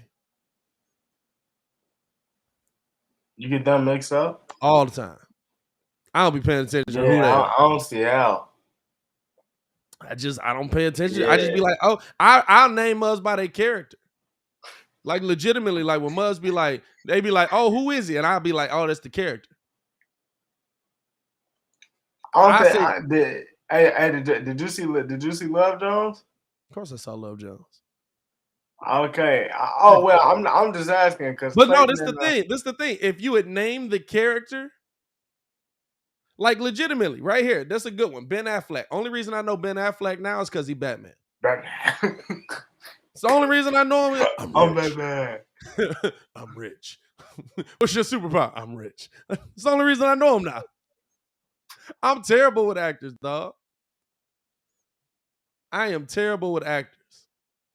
Now the female ones. Now hold on now. So moving on to this Bleacher Report starting lineup ranking. Stop playing with it, moving on to the Bleacher Report starting lineup ranking. No, we don't sell my Hayek out here. Come on now. Lord. Not gonna get us canceled. What are we talking about? Get a chance to get to the point to get canceled. God damn. Hey. Mike Davis, Sofia Vergara. I don't know who that is. What's her character? Hey, Sofia Vergara was on Modern Family. She be doing too much for me though, bro. Who she play? Well, for one, because I'm of the race, she's Hispanic. All of our women do too much. What are we talking about? Oh, somebody said she be doing too much. Yeah, Steph just said she be too much. Hey man, I'm just saying. You feel me? Nah, who's she been though? She was in. If I send you a picture, right? Without looking it up, what's she been in? Modern Family. But the only reason why she was a Hispanic loud chick in one of Tyler Perry's it's Tyler Perry movies. Thank you. Oh, that's right. She was in Bow, Mike Davison, on point. Latin stewardess from Soul Plane. Got you. Bam, there you go. Got you. Right. That's how I remember. Hey man. She was the one that got, well, I ain't gonna say how she got famous. She was in Four Brothers though. Oh, that's right. With Tyrese. She was Tyrese's girlfriend. The dishwasher. I mean, not the dishwasher. But there you go. Got you. Yeah. That I can do. Yeah. Right there. I know that one by heart. Great movie. He is really bad at that. Hey, Andre 3000, the other white dudes. Tyrese. She was in the three. I never seen that, dog. Seen what? Never seen Three Stooges. I've definitely never seen the. There's a new Three Stooges movie. I'm good on that one. That sounds terrible. Never know. Horrible. You First can one keep was that. not that great. You can absolutely keep that. That's interesting. That sounds awful. I mean, I don't know, dog. Like I never like I know Four Brothers is what's his name from Ted? Mark Wahlberg. And The man said, "What's his name from Ted?" What's his name from Ted? Mark Wahlberg. And then Ben Affleck before he was Batman was always the dude that was in what was that movie with him and Buddy from Four Brothers? Was that The Town where they was robbing everybody? Yeah, Town was a good movie. that was a good Excuse me. movie. Town It's was a great movie, but it was always that white was in dude. Boston. Hey, Yeah, it was yeah. always literally how I would explain it to us. They'd be like, "Who you talking about?" I'd be like, "White dude from The Town." They'd be like, "Mark Wahlberg," and be like, "The other one." Oh, Ben Affleck. And then like I started remembering him when he was Batman. Like if you're not a Marvel character for me, I don't know who you are. I can name all the Marvel actors. Oh no, yeah, because the Marvel actors. DC actors, I can name all the DC actors. I'm telling y'all, I'm very simple. I don't watch nothing TV. I watch anime, I watch Marvel, I read comics, and I watch sports. That's all I do. Yeah, I can't do the DC dudes. I can do the Marvel dudes, not the DC dudes. I can do the DC dudes because because that's the first time that I found out who that's the first time I found out who Ryan Reynolds was. Well, yeah, he did a horrible job in Green Lantern. Yeah, I was gonna say that's because Green Lantern was butt awful. Zendaya. How do you pronounce her name? Zendaya. Is that the chick that was in? That's the chick in Spider-Man, right? Yeah, no, Yeah. What? You know that one. Hey, who's the new Catwoman?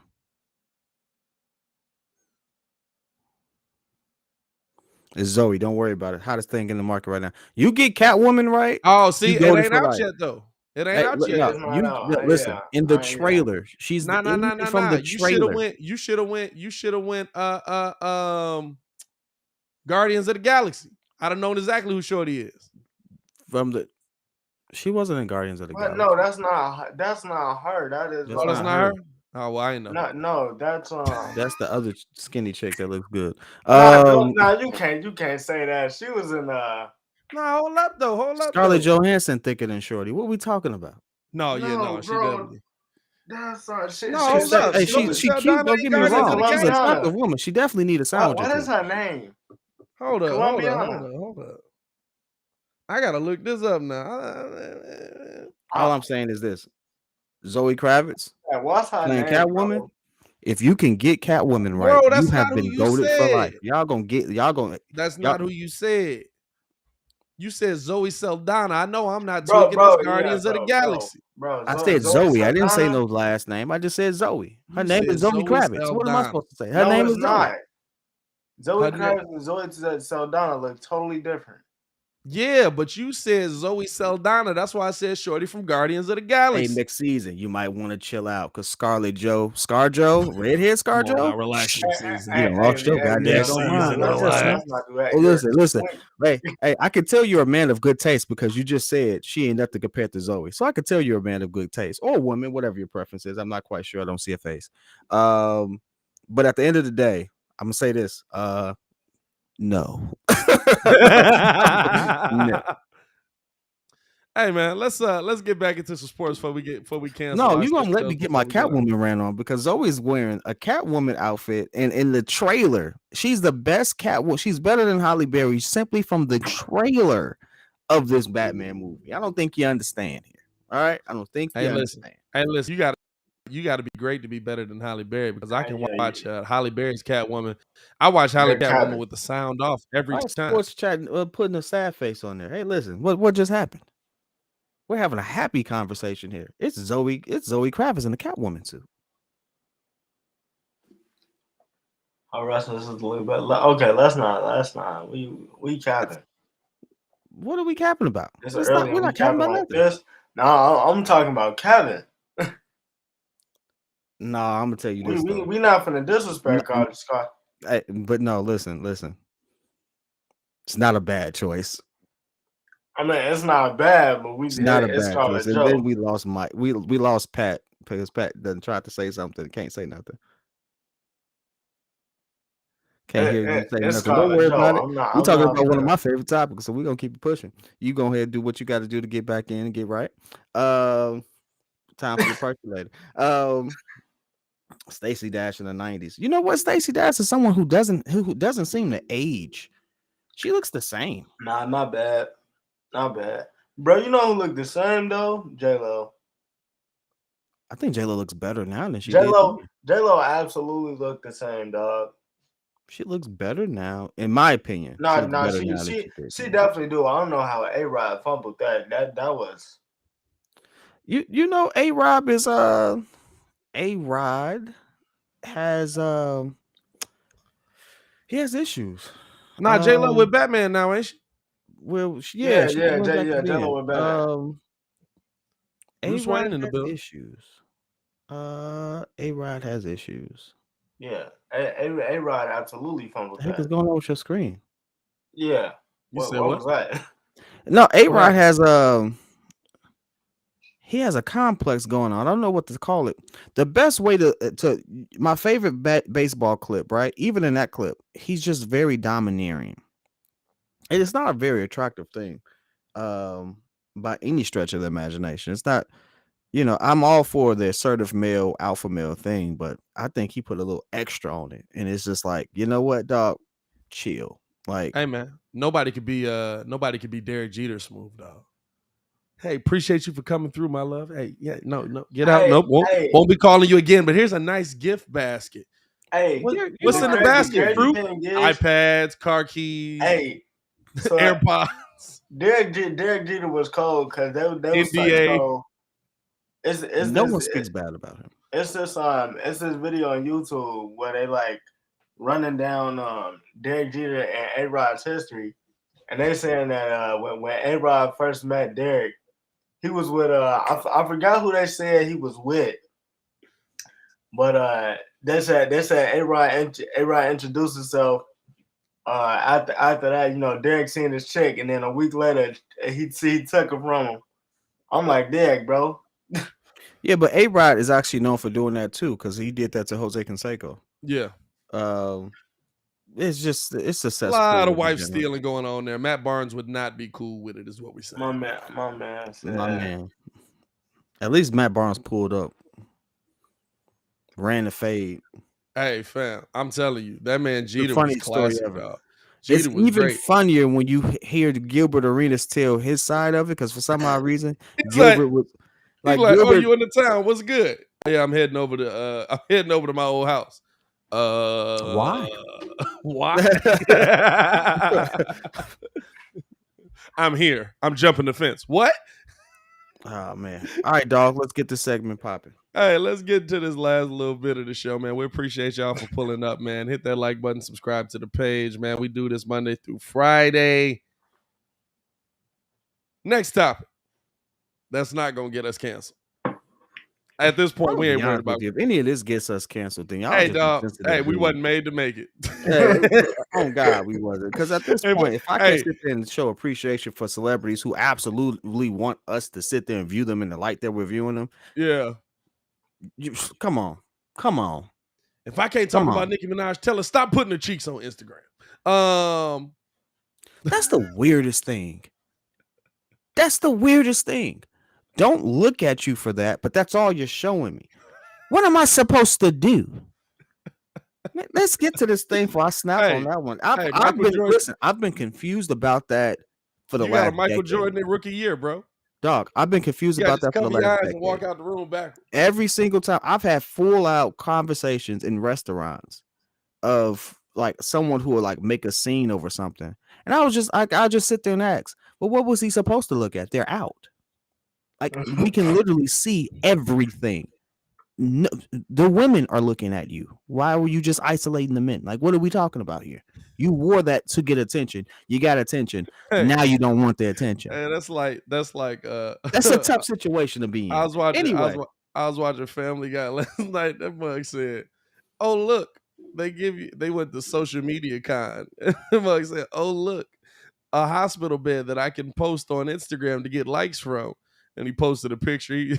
Mug said, I don't want to talk about it, but I'm fine. And then it went up to like 1,000 likes. He was like, well, this is the last thing that I wanted. I was dead. I was like, that's exactly how mugs be. They just post a picture with the IV in their arm, just like, I'm okay.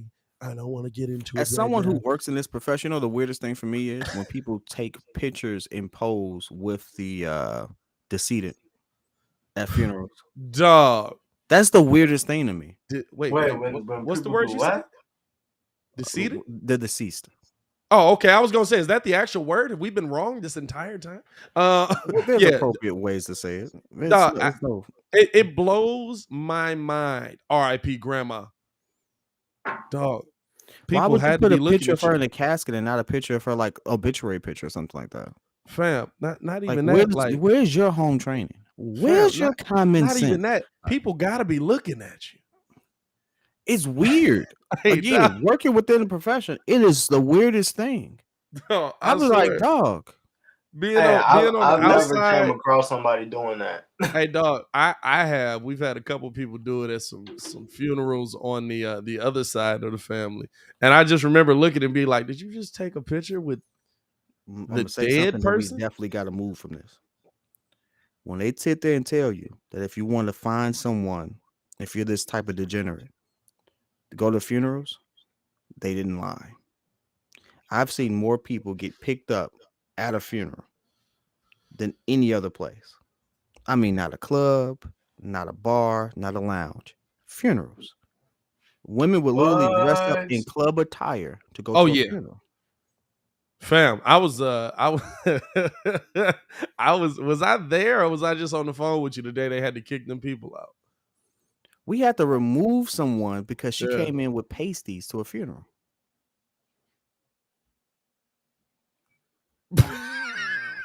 And on that note, yeah, no, that was the most wild thing I pasty heard. see-through shirt walked into a funeral. Wild.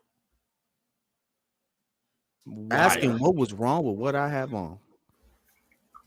Wild. She didn't. No, it wasn't a she. It was a troop. You know, when you get more than 4, it's a troop. It's a troop. Hey. Depends on the weight.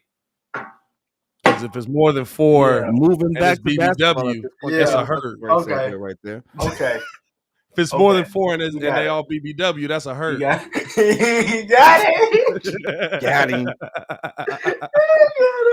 Hey, I'm just saying. We getting canceled tonight.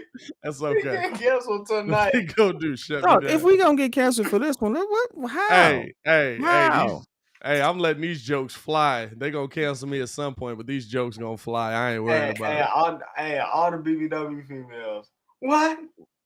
Ain't nothing. Hey, whatever. Ain't nothing wrong with it. You don't like us?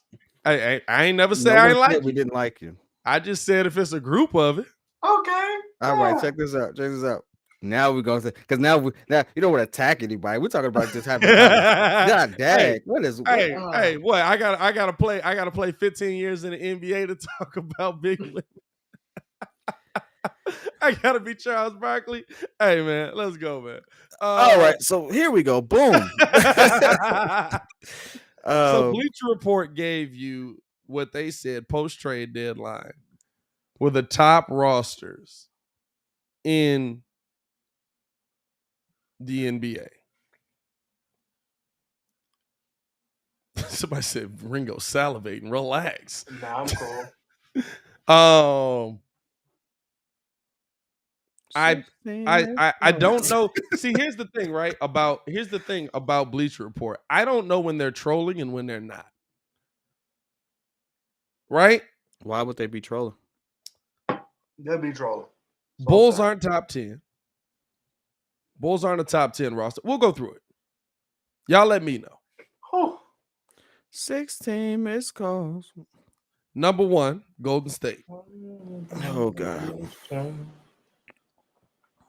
Number 2, Boston Celtics. Yeah, they're trolling. Whoa. Time out. They're Wait, trolling. pause. Flag. Beep. I can't whistle.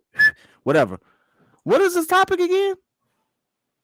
This is hold up, let me scroll back to the top. me scroll. These And this is why I algebra? say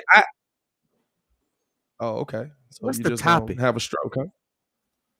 So the topic, I'm gonna give you the headline right. Ranking every NBA starting lineup post trade. And we go to the top. Number one, not that second, the Golden State Warriors.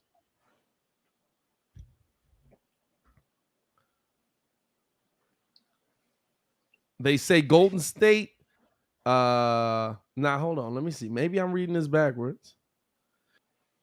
Losing Draymond Green or Klay Thompson was back on the NBA for plus in 2+ seasons has prevented us from seeing any action from this lineup. So we're still analyzing this bunch through a bit of theoretical lens. We certainly know how effective the top three of Steph, Curry, Green, and Thompson was prior to Klay's injuries. Though Kevon Looney has experience with those three and Andrew Wiggins' ascendance to this type of player who can thrive All right, in Pat, this. we ain't got to read the whole thing, bruh. Hold on. Time out. Do they not realize that we got the best backcourt in the NBA? Well, here's Do they not? Alright, Hold well, on. Tell me this huh? is the best lineup, right? Fam, here I'm trying to see, right? Because it says number one Golden State Warriors, but it says 30 of 30. So you're either calling You Golden said best State. backcourt? So you're either calling Golden State the worst in the NBA, or you're calling them the best. But I think this is the Golden State is the number one roster post trade. Number two, they have the Boston Celtics.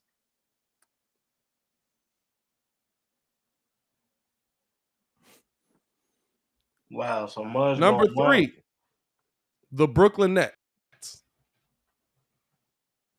They haven't played. Number four, the Philadelphia 76ers. Where do y'all think the Bulls Again. are on this list? They haven't played. Where do y'all think the Bulls are on this list? 11th. No, I'm probably like 22nd. Too high. 22nd. Fifth, the Minnesota Wolves. Time out. So let me get this straight. They gave the Golden State Warriors a theoretical lens because they haven't seen the lineup. But they Yep. didn't give the same thing to the Bulls because, I mean, theoretically, with DeMar playing the way he is, Zach playing the way he can, Lonzo, all that, we have a heck of a lineup. And we're definitely better than the Bulls. And we're definitely better than the freaking Celtics. Hey, bro. Kid, Hey, bro. they're not I'm thinking not gonna lie to logically, you. bro.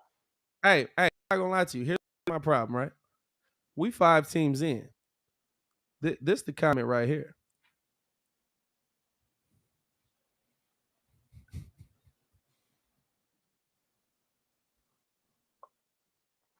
Hey, that's The what I'm Memphis looking at. Grizzlies. Now, see, that actually makes sense. I could see them at 6. Memphis there, I'm cool with. I'm not mad at it. 7th, the Miami Heat. I can see that. Hold on. Time out. Let me get something. Hold on. I can see that. Duh. So just in case, because I was trying to figure out whether this was best to worst, right? But looking at this, Golden State's 1, Boston is 2, Brooklyn 3, Philly 4, That's what's killing me. Minnesota 5, Memphis is 6, Miami is 7. Miami might have the 7th best roster in the NBA. But there's some teams that should be before them. There's some teams that absolutely. The fact that the Suns ain't number 1. Dog, the fact that the Suns ain't top 2, I could almost live with the Warriors being 1. Okay, we're looking through this theoretical lens. The Warriors have won championships before. The Suns haven't done it yet. I could almost live with that. This list is, you know what this list reminds me of? And I was reading through it yesterday. And it really is just, it shows how much of a joke Bleacher Report is. And we give them so much credit for everything they do when they post these clips, when they post it, but it really shows how much of a joke. They're really just a pure comedy. Nah, they need to stick to ball is life stuff. Stick to ball is life stuff. Because number 8 that's what it is the Stick Milwaukee to ball is Bucks. life stuff, please. The Milwaukee Bucks are over the Suns. We still haven't got to the Suns. They don't have any guards. So this just proves right now that this list is done. Number 9, the Utah Jazz. Right.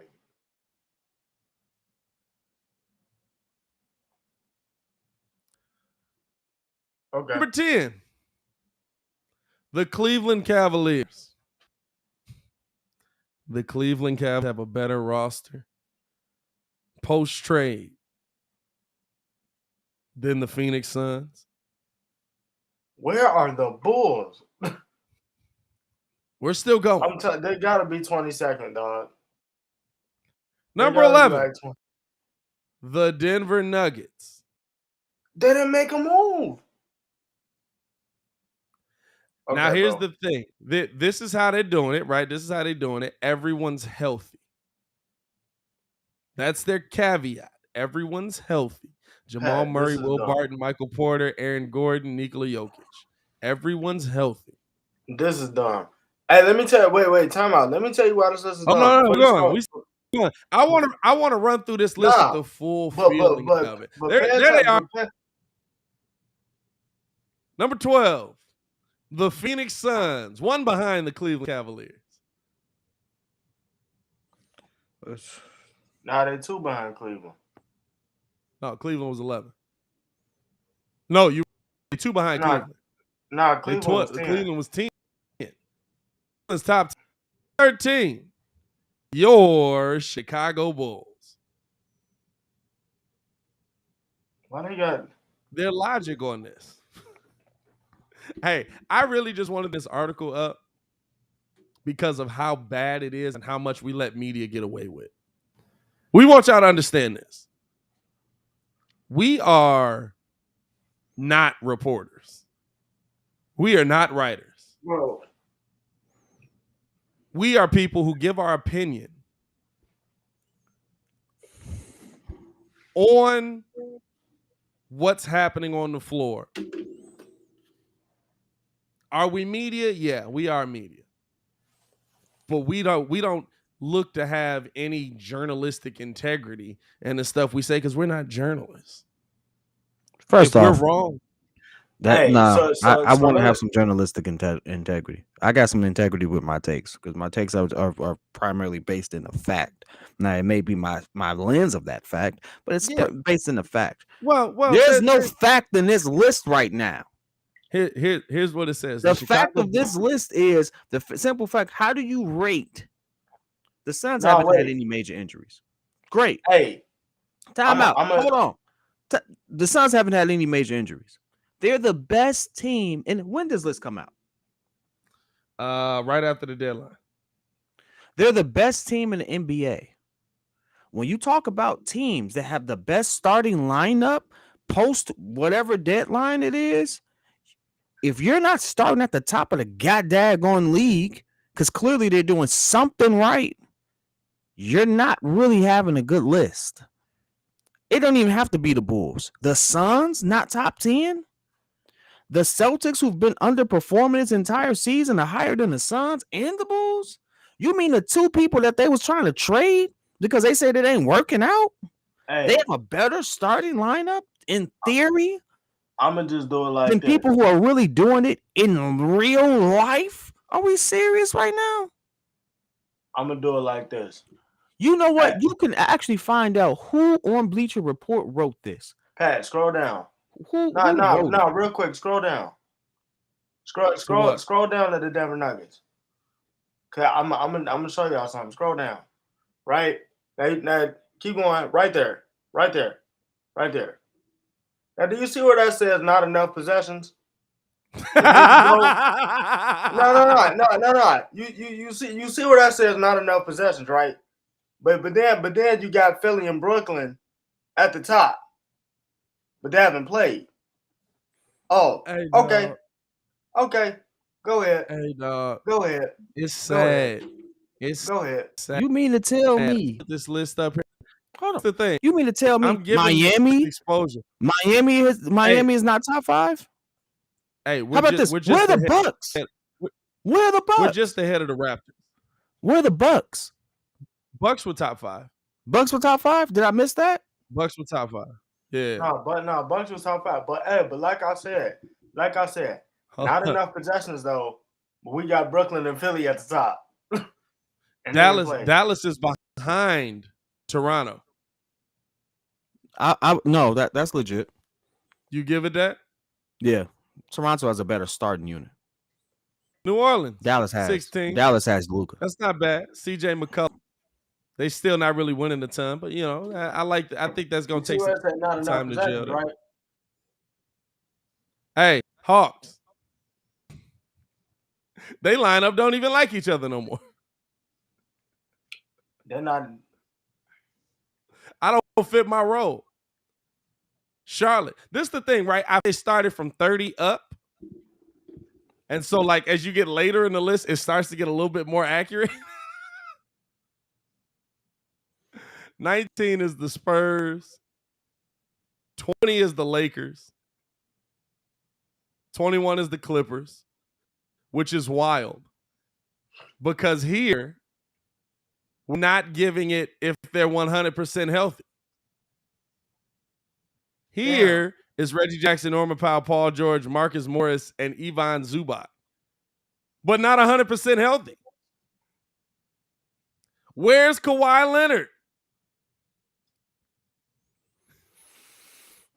22, Sacramento. 23, Orlando. 24, Indiana, which I think is a better lineup than half the people we just named. Washington agreed. 20 agreed. 27 is Portland. Agreed. It's easy to get the bottom of the league and the bottom of the agreed. barrel. It's easy to get them. 29 is Detroit. Oh, wait. Go back to the Knicks, hypothetically. Rank too high. Rank too high. Hey. How many teams in the league? Way too high. I already told y'all what the problem was. Okay, what the problem was? What's the solution? Because this is the problem. You said it's not enough possessions for some of these teams, but you have Brooklyn and Philly that have not played, and this is post-trade deadline, and you have them at the top. I'm gonna be honest with you. No sense. I'm not too upset about that because it's Brooklyn. They have not played. I could drop KD on OKC right now. I'm not upset. If I drop KD on OKC right now, they're a playoff contender. I'm not upset about Brooklyn. I'm just saying about a way that I'm just going off their logic. Here's my thing. Andy Bailey, do better. That's who wrote this. Andy Bailey, you do better, buddy. Hey, chat, how about this? If y'all think we give a better take than them, how about this? How about y'all petition for us to be on Bleacher Report to sit there and do that? Because at the end of the day, that's who's feeding your media right now. Stuff like that. This man has 42,000 subscribers. 42,000. That means he got 42,000 dimwits sitting there listening to that, agreeing with that list. That's what that is. That's sad. That's a sad life. That whole list was a joke. That's a sad life. How you live like that? And he played, bro. He ain't played. What did he play? And he played college. He played on the Ball is Life circuit. That's what happened.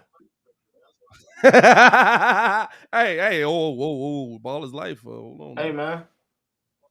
Ball is Life got some nice. Hey, they do. That don't mean that they takes be on point. Hey, that's what. Oh no, they can be trash takes. Hey, they takes be trash at times. They got this little circuit where they go play out to all these random courts. Like, okay, of course you won't beat some random people if you hoop all day every day because ball is life. I mean, they have a team. you got a team full of mugs that. So we looked at that trash list, right? So what is your top 5 rosters in the NBA right now? Just to remind you, his was 1 Golden State, 2 Boston, 3 Brooklyn, 4 Philly, 5 Minnesota. Healthy. 100% healthy rosters. What are your top 5 rosters right Suns. now? Absolutely. Warriors, healthy. Warriors. Top Absolutely. 2 teams in the West. Duh. Yep. Bulls. Top number 1 in Absolutely. the East. Duh. Top Get it right, five. stupid. Hey, Get it right, stupid. Like Bucks. Because they're stupid. the defending champs in the top 3. They're 2 games I behind ain't gonna us. let you Get it get right, chance. stupid. Miami. Get it right, stupid. Now, healthy, I got to give you honorable mention because I ain't seen it worked out yet. But not Bucks. Next, Brooklyn. That's what I was trying to say. Brooklyn. Get it right. And then I have the Sixers. And then you can sprinkle whoever else you want to. Well, of course, I got to put Miami before I got to put Brooklyn. Why? Right. Because it's not in theory. They are one of the best. They've consistently been one of the best teams within the league. So it's not in theory. And then I got Brooklyn. I got the Sixers. I got Suns. I have Suns, Warriors. That's absolutely my Bulls. list right there. I got Suns, Warriors, Bulls, Heat. But I got Bulls third, I got Heat fourth, and I got Bulls third, Bucks, and then Heat, and then I got the next in Brooklyn after. I just haven't seen it with Brooklyn for me though. Come on. Hey, you can say what I mean. That's a nice opinion. I'm not finna knock you for that top. Eric Spoelstra is the top 5 coach. But I mean, if you look at what we had to deal with, he Well, I think you got good roster construction. we have great roster construction. Listen, what makes a good lineup is not necessarily just the names; it's how they fit. Yeah, Mikal Bridges on his own is not somebody I'm like, oh my god, I got Mikal Bridges. But him on the Suns and how they click and the role he feels and stuff like that, absolutely. Draymond Green on the Warriors is not necessarily someone I'm like, yo, I'm gonna give him a supermax contract or something like that. But him on the Warriors and the continuity that they got and the chemistry and stuff like that, he absolutely makes that engine go. Alex Caruso here is one of those players that like you can feel the difference. Lonzo here is someone you could absolutely see and feel the difference when they're in the game. So it's about how they impact the game and how they make their engines go. And because of all of that, my list would never solely just be upon the names. Unfortunately for the Warriors, fortunately for the Warriors, unfortunately for us, the Warriors just have 2 of the greatest shooters we've ever seen on top of what defensive juggernaut in Draymond Green, who can run the point and set up plays and do all this other stuff. Like they just have they've developed one heck of a team. And the Suns have Chris Paul, who is arguably the greatest point guard of our he is the greatest point guard of our era. Yeah. There's no point guard better than Chris Paul in our era. Yeah. He absolutely turns organizations completely around. If Chris Paul is on your team, you have increased your win percentage. It's like a statistical proven fact at this point. You are going to increase your win percentage, and you're going to have, impact on your team is going to be immense. That's just what it is. And Spo can absolutely coach. And what Miami doesn't get credit for is Duncan Robinson and Tyler Hero are some of the best shooters in the league, and they can absolutely keep up with the Warriors. They could. That's what makes that team so dangerous. They can keep up. That is what makes the Heat dangerous. That is because they do so many things well. Hey, we need to score right now. Focus less on the defense. Okay, Duncan Robinson, Tyler Hero, Jimmy Butler attacking the bucket, putting up threes. Hey, we need to lock down right now. Focus on defense. We got to stop them here. Okay, Jimmy Butler, PJ Tucker, Bam Adebayo, focusing on defense. That's what makes we roast Ringo a lot. But Miami is absolutely a threat in the East. Of course. You know what I'm saying? We roast Ringo a lot, but a lot of it is us joking. A lot of it is just us trying to fluster him. It works though. It's funny. Yeah. But they're absolutely a top team in the Eastern Conference right now. They're a team that you absolutely have to consistently talk about because they're consistently in a position to succeed on both ends of the floor. Something that the Bulls are learning to do, something that the Bulls do well as well. Bulls can lock down defensively when they're 100% healthy. Bulls can get a bucket when they need to. Phoenix can lock down defensively when they're 100% healthy. They can get a bucket when they need to. Brooklyn really doesn't need to lock down defensively. Brooklyn just is pure buckets. Brooklyn needs situation.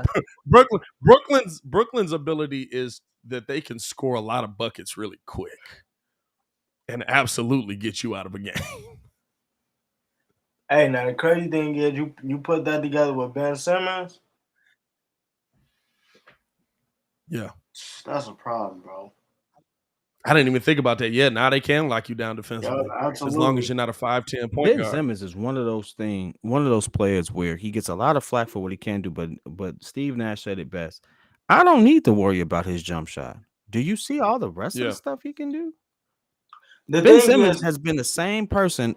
Now, mind you, can I say this real quick too? I have a Charles Barkley moment. I'm on a run today. I do not like or appreciate Stephen A. Smith's take on Ben Simmons' mental health. Absolutely don't like it. I do feel like he was trying to get out of Philly. But I want you all to put this into perspective. When you're dealing with a real mental health issue, you can't do your job and you can't do it well. I'm supposed to believe that he made up this mental health issue.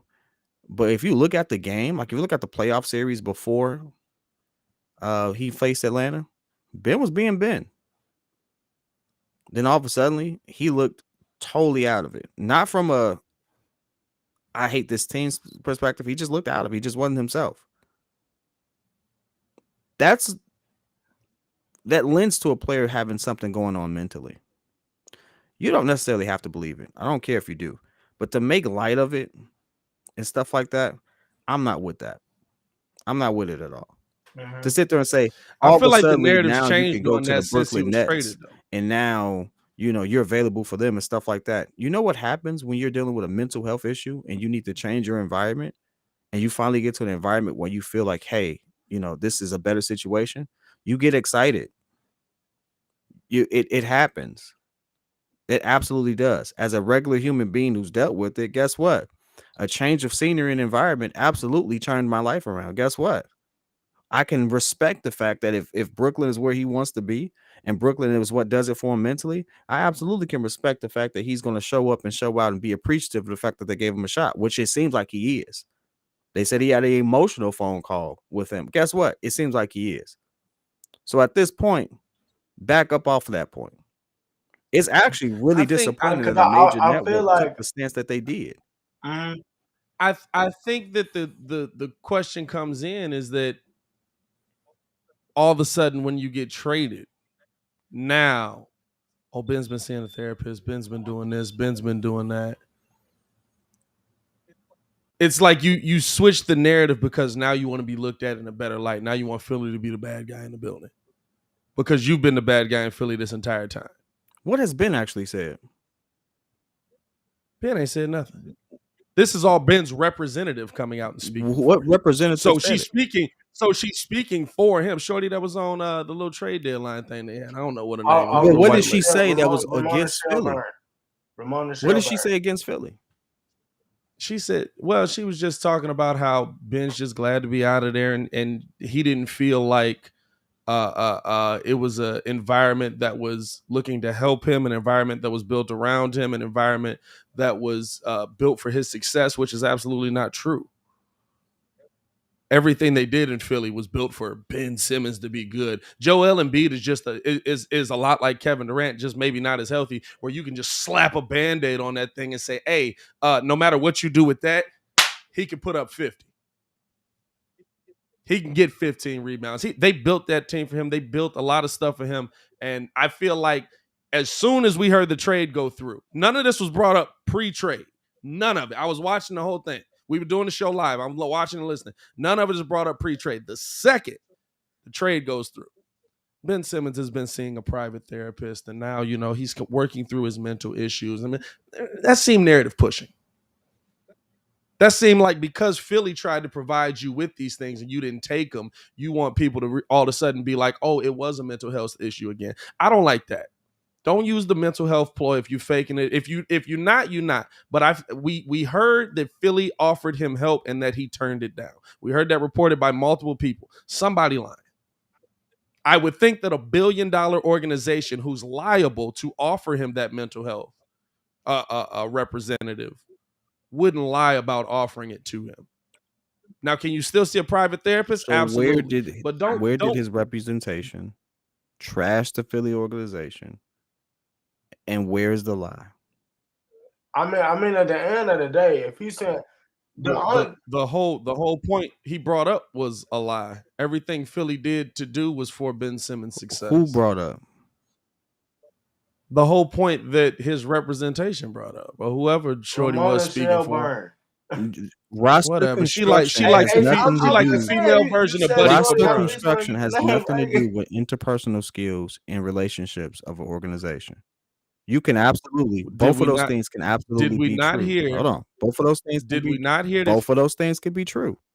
You can be in a situation where on paper it should work. On paper, it should be but it has nothing to do with interpersonal skills and handling someone's mental well-being. It has nothing to do with that.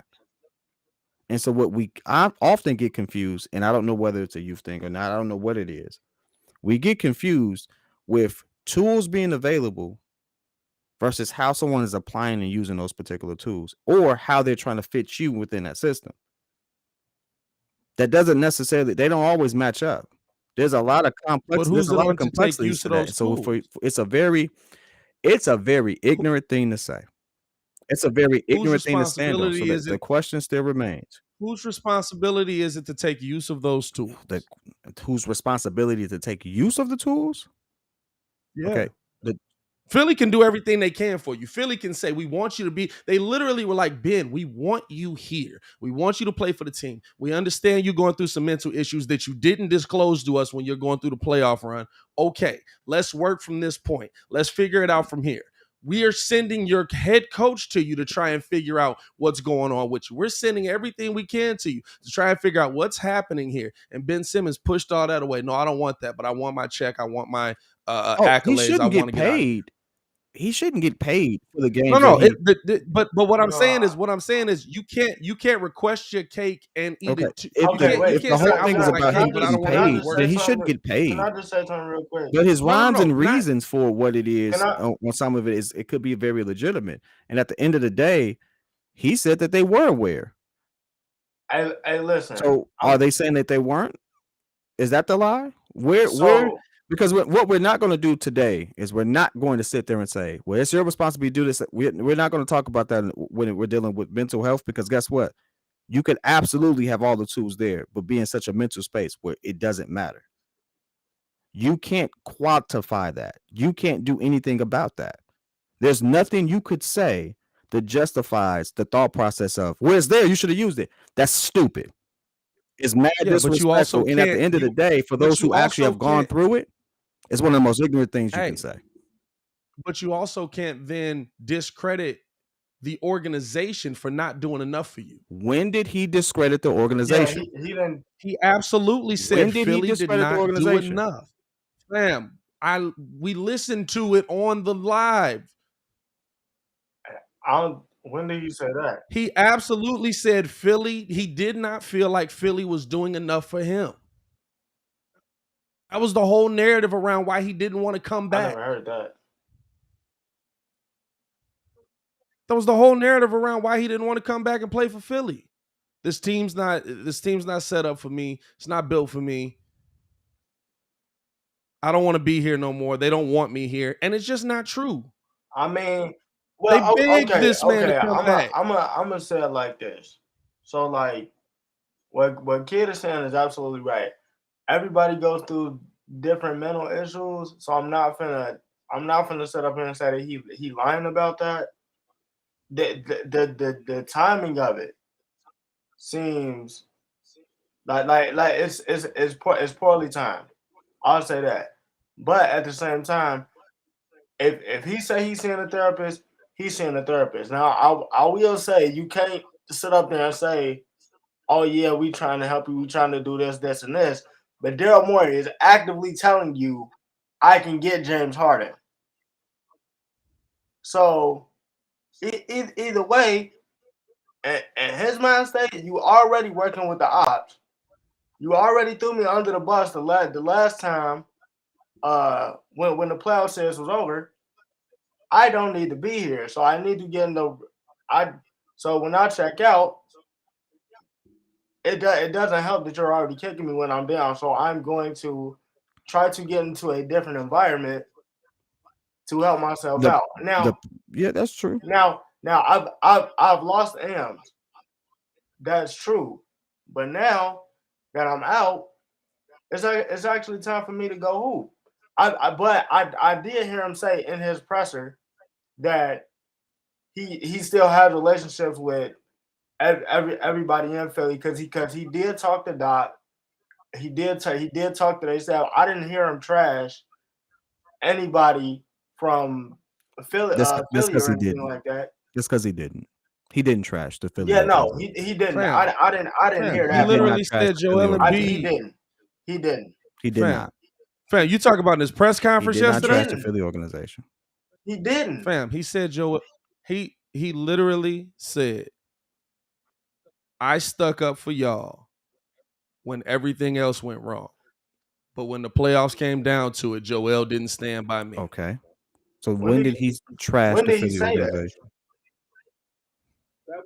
That was the same chick that When you did he talking about trash the reported that. Philly organization? When did he say that? When Fam, did he are we trash? doing So the- so Joel Embiid So now we takes got to it hear back it and directly forth from the shots and player. stuff like That's that. what That's we a doing? player. When did he trash the Philly organization? Telling me that saying that the team is not built for me is not trashing the team that's built for you. Okay. Was that team built for him? Tell me when he trashed the Phillies organization. Saying that a team is not built for me when they did everything to make you successful is not trashing that organization. I don't believe that's him trashing the organization. Nah. I don't believe that's Y'all him wild. trashing Nah. the Y'all organization. And in Y'all all wild. actuality, You're literally saying you didn't do enough for me to be successful. Not that I didn't do enough to be successful. You didn't do enough for me to be in successful. all actuality, the team is built more for Joel, and it should be. So And that's the route they it's went. not. And that's what they did. It's And that's not. cool. So if that's how you feel, that's fine. What is not built for Joel? No, the team was absolutely built for Ben Simmons' success. It was nothing but shooters and Joel. Isn't that what you're supposed to put around your big man? No, that's what you're supposed to put around a dude that can't No, shoot. that's the in narrative. Ben But Simmons. anytime, Hey man, Come on, dog. You've been on this show and agreed with me on this point. Don't switch it because we on a whole different day. hold on, pause. You gonna check Come that at on, the door? dog. No, we're not. We're not gonna do that because at the end of the day, the team is constructed for both of those players. Trust me, it's constructed for both of those players. I'm not switching. I'm just saying the natural fact. You put shooters around your big man. Why? Because where's your big man at? But now If your you're big man's saying in that the it's post, more he's built for double. Joel Where does he Embiid kick than out it's to? built for Ben Simmons. If That's your not big man is facts. doubled in the That's post, not where does he facts. kick out to? Your big man can do everything. When's Joel Embiid in the That's Your post? big man is doubled and he kicks out. Who does he kick out to? When is Joel Embiid in What the are you post? Joel Embiid talking is in the about? post all the time. What are you Consistently. talking about? Consistent. Bro, Consistent. Pat. He has literally been Come on, doubled dog. and kicked it out to Seth Curry. You have Tobias Harris, Matisse Thybulle. Right. You have shooters around him. When You Ben have Simmons defense. was on the You court. have When Ben Simmons was on the court, listen. where was Joel You Embiid? have just want to his feel backup yourself in your big. point. Go right ahead, When Ben dog. Simmons was That's on the the most court, where was Joel unintelligent thing Embiid? right You there got I've it. ever heard You say. got it, bro. But it's cool. Dog, y'all No. wrong. That's Okay, okay. listen. It's Look cool up to be Joel wrong. Embiid's paint points. Hey, when Look up was his he paint in the points. paint with Look up Ben his paint Simmons? points in the paint. Joel Embiid in the paint with Ben Joel Simmons. Show Embiid me that. shoots a lot in the paint. You mean to tell me Joel when No, Ben Simmons he wasn't in the paint? Time out. Before. No, because he was Nah, getting nah. out the way so Nah, Ben Nah, could 'cause be active we down switching. there. Is the team? So is we saying the team is? I'm Is talking. the team built for Joel? Are we saying? I'm saying the team is built for Ben to be the team successful. was built for The both of team them. was built for Ben to be The team is successful. built for both of them. To The be team was honest, built for both of them. Yeah, but Joel, you could throw into anything. You're building a team because your point guard can't shoot. So what'd you do? You put a bunch of shooters around him. Joel can shoot. Joel shoots. Ben Simmons don't shoot. You know what's funny? I can give you, I don't know, the Suns, they shoot. Chris Paul don't take a whole lot of shots compared to everyone else on the team because he's your point guard. He can shoot. That ain't his primary role. His primary role is to do what? Initiate the offense, construct. That's his role. Start the offense. And he does a great job with it. Based off basic team construction, you're supposed to have shooters. Okay. If Chris Paul is wide open for a three, you closing out? Like, you're not saying anything special. You're just saying it loud. If Chris Paul is open for a three, you closing out? Oh, of course. He can shoot. He's a playmaker. He can score. So that threat. But guess what? But that doesn't necessarily mean that the team construction is solely for Ben Simmons, because it was never solely for Ben Simmons. It wasn't. It was built around the strengths of both of those players, primarily Joel Embiid, because he was their offensive threat. Duh. Ben Simmons has been a defensive threat and your playmaker who's been a slasher and rim runner. He's never been a shooter. You've never had that threat from him. So you can't sit there and say, oh, yeah, we did all of this solely because of this. No, you did that because you need shooters around your big man, especially because he needs to be able to kick out. You need shooters around. You built the team because you built a team. It wasn't like, oh, Ben's our guy, and you've never used him that way. So why are we changing the narrative now? When have you ever looked at Ben Simmons as a scoring threat? When Ben Simmons had Jimmy Butler on his team, the one knock that was on the team was there weren't enough shooters. When have you ever had Ben Simmons as a scoring threat? When have you Never. Personally ever heralded Ben Simmons in his entire career as a scoring threat? Never. So why the hell are we changing the narrative now? I'm not changing the narrative. I've said the same thing the entire time. There's not enough. The first year they had him with Jimmy, there weren't enough shooters on that team. What'd they do? They got rid of Jimmy. They got shooters. Now the team's not built for you. Before, the problem was, I don't like how Jimmy Butler's talking to me. Now the problem is, now the team's not built for me. When did he say that? No. At a certain point. Wait, time out, because now you're getting it confused. He never said that. Jimmy Butler specifically. No, wait, I got it. Jimmy Butler specifically said in his interview with JJ. Right. He never said that he was talking to Ben any kind of way. He just said the ball wasn't in Ben's hands, but that wasn't on him. That was on coaching. What was that coach at the time? It was coaching.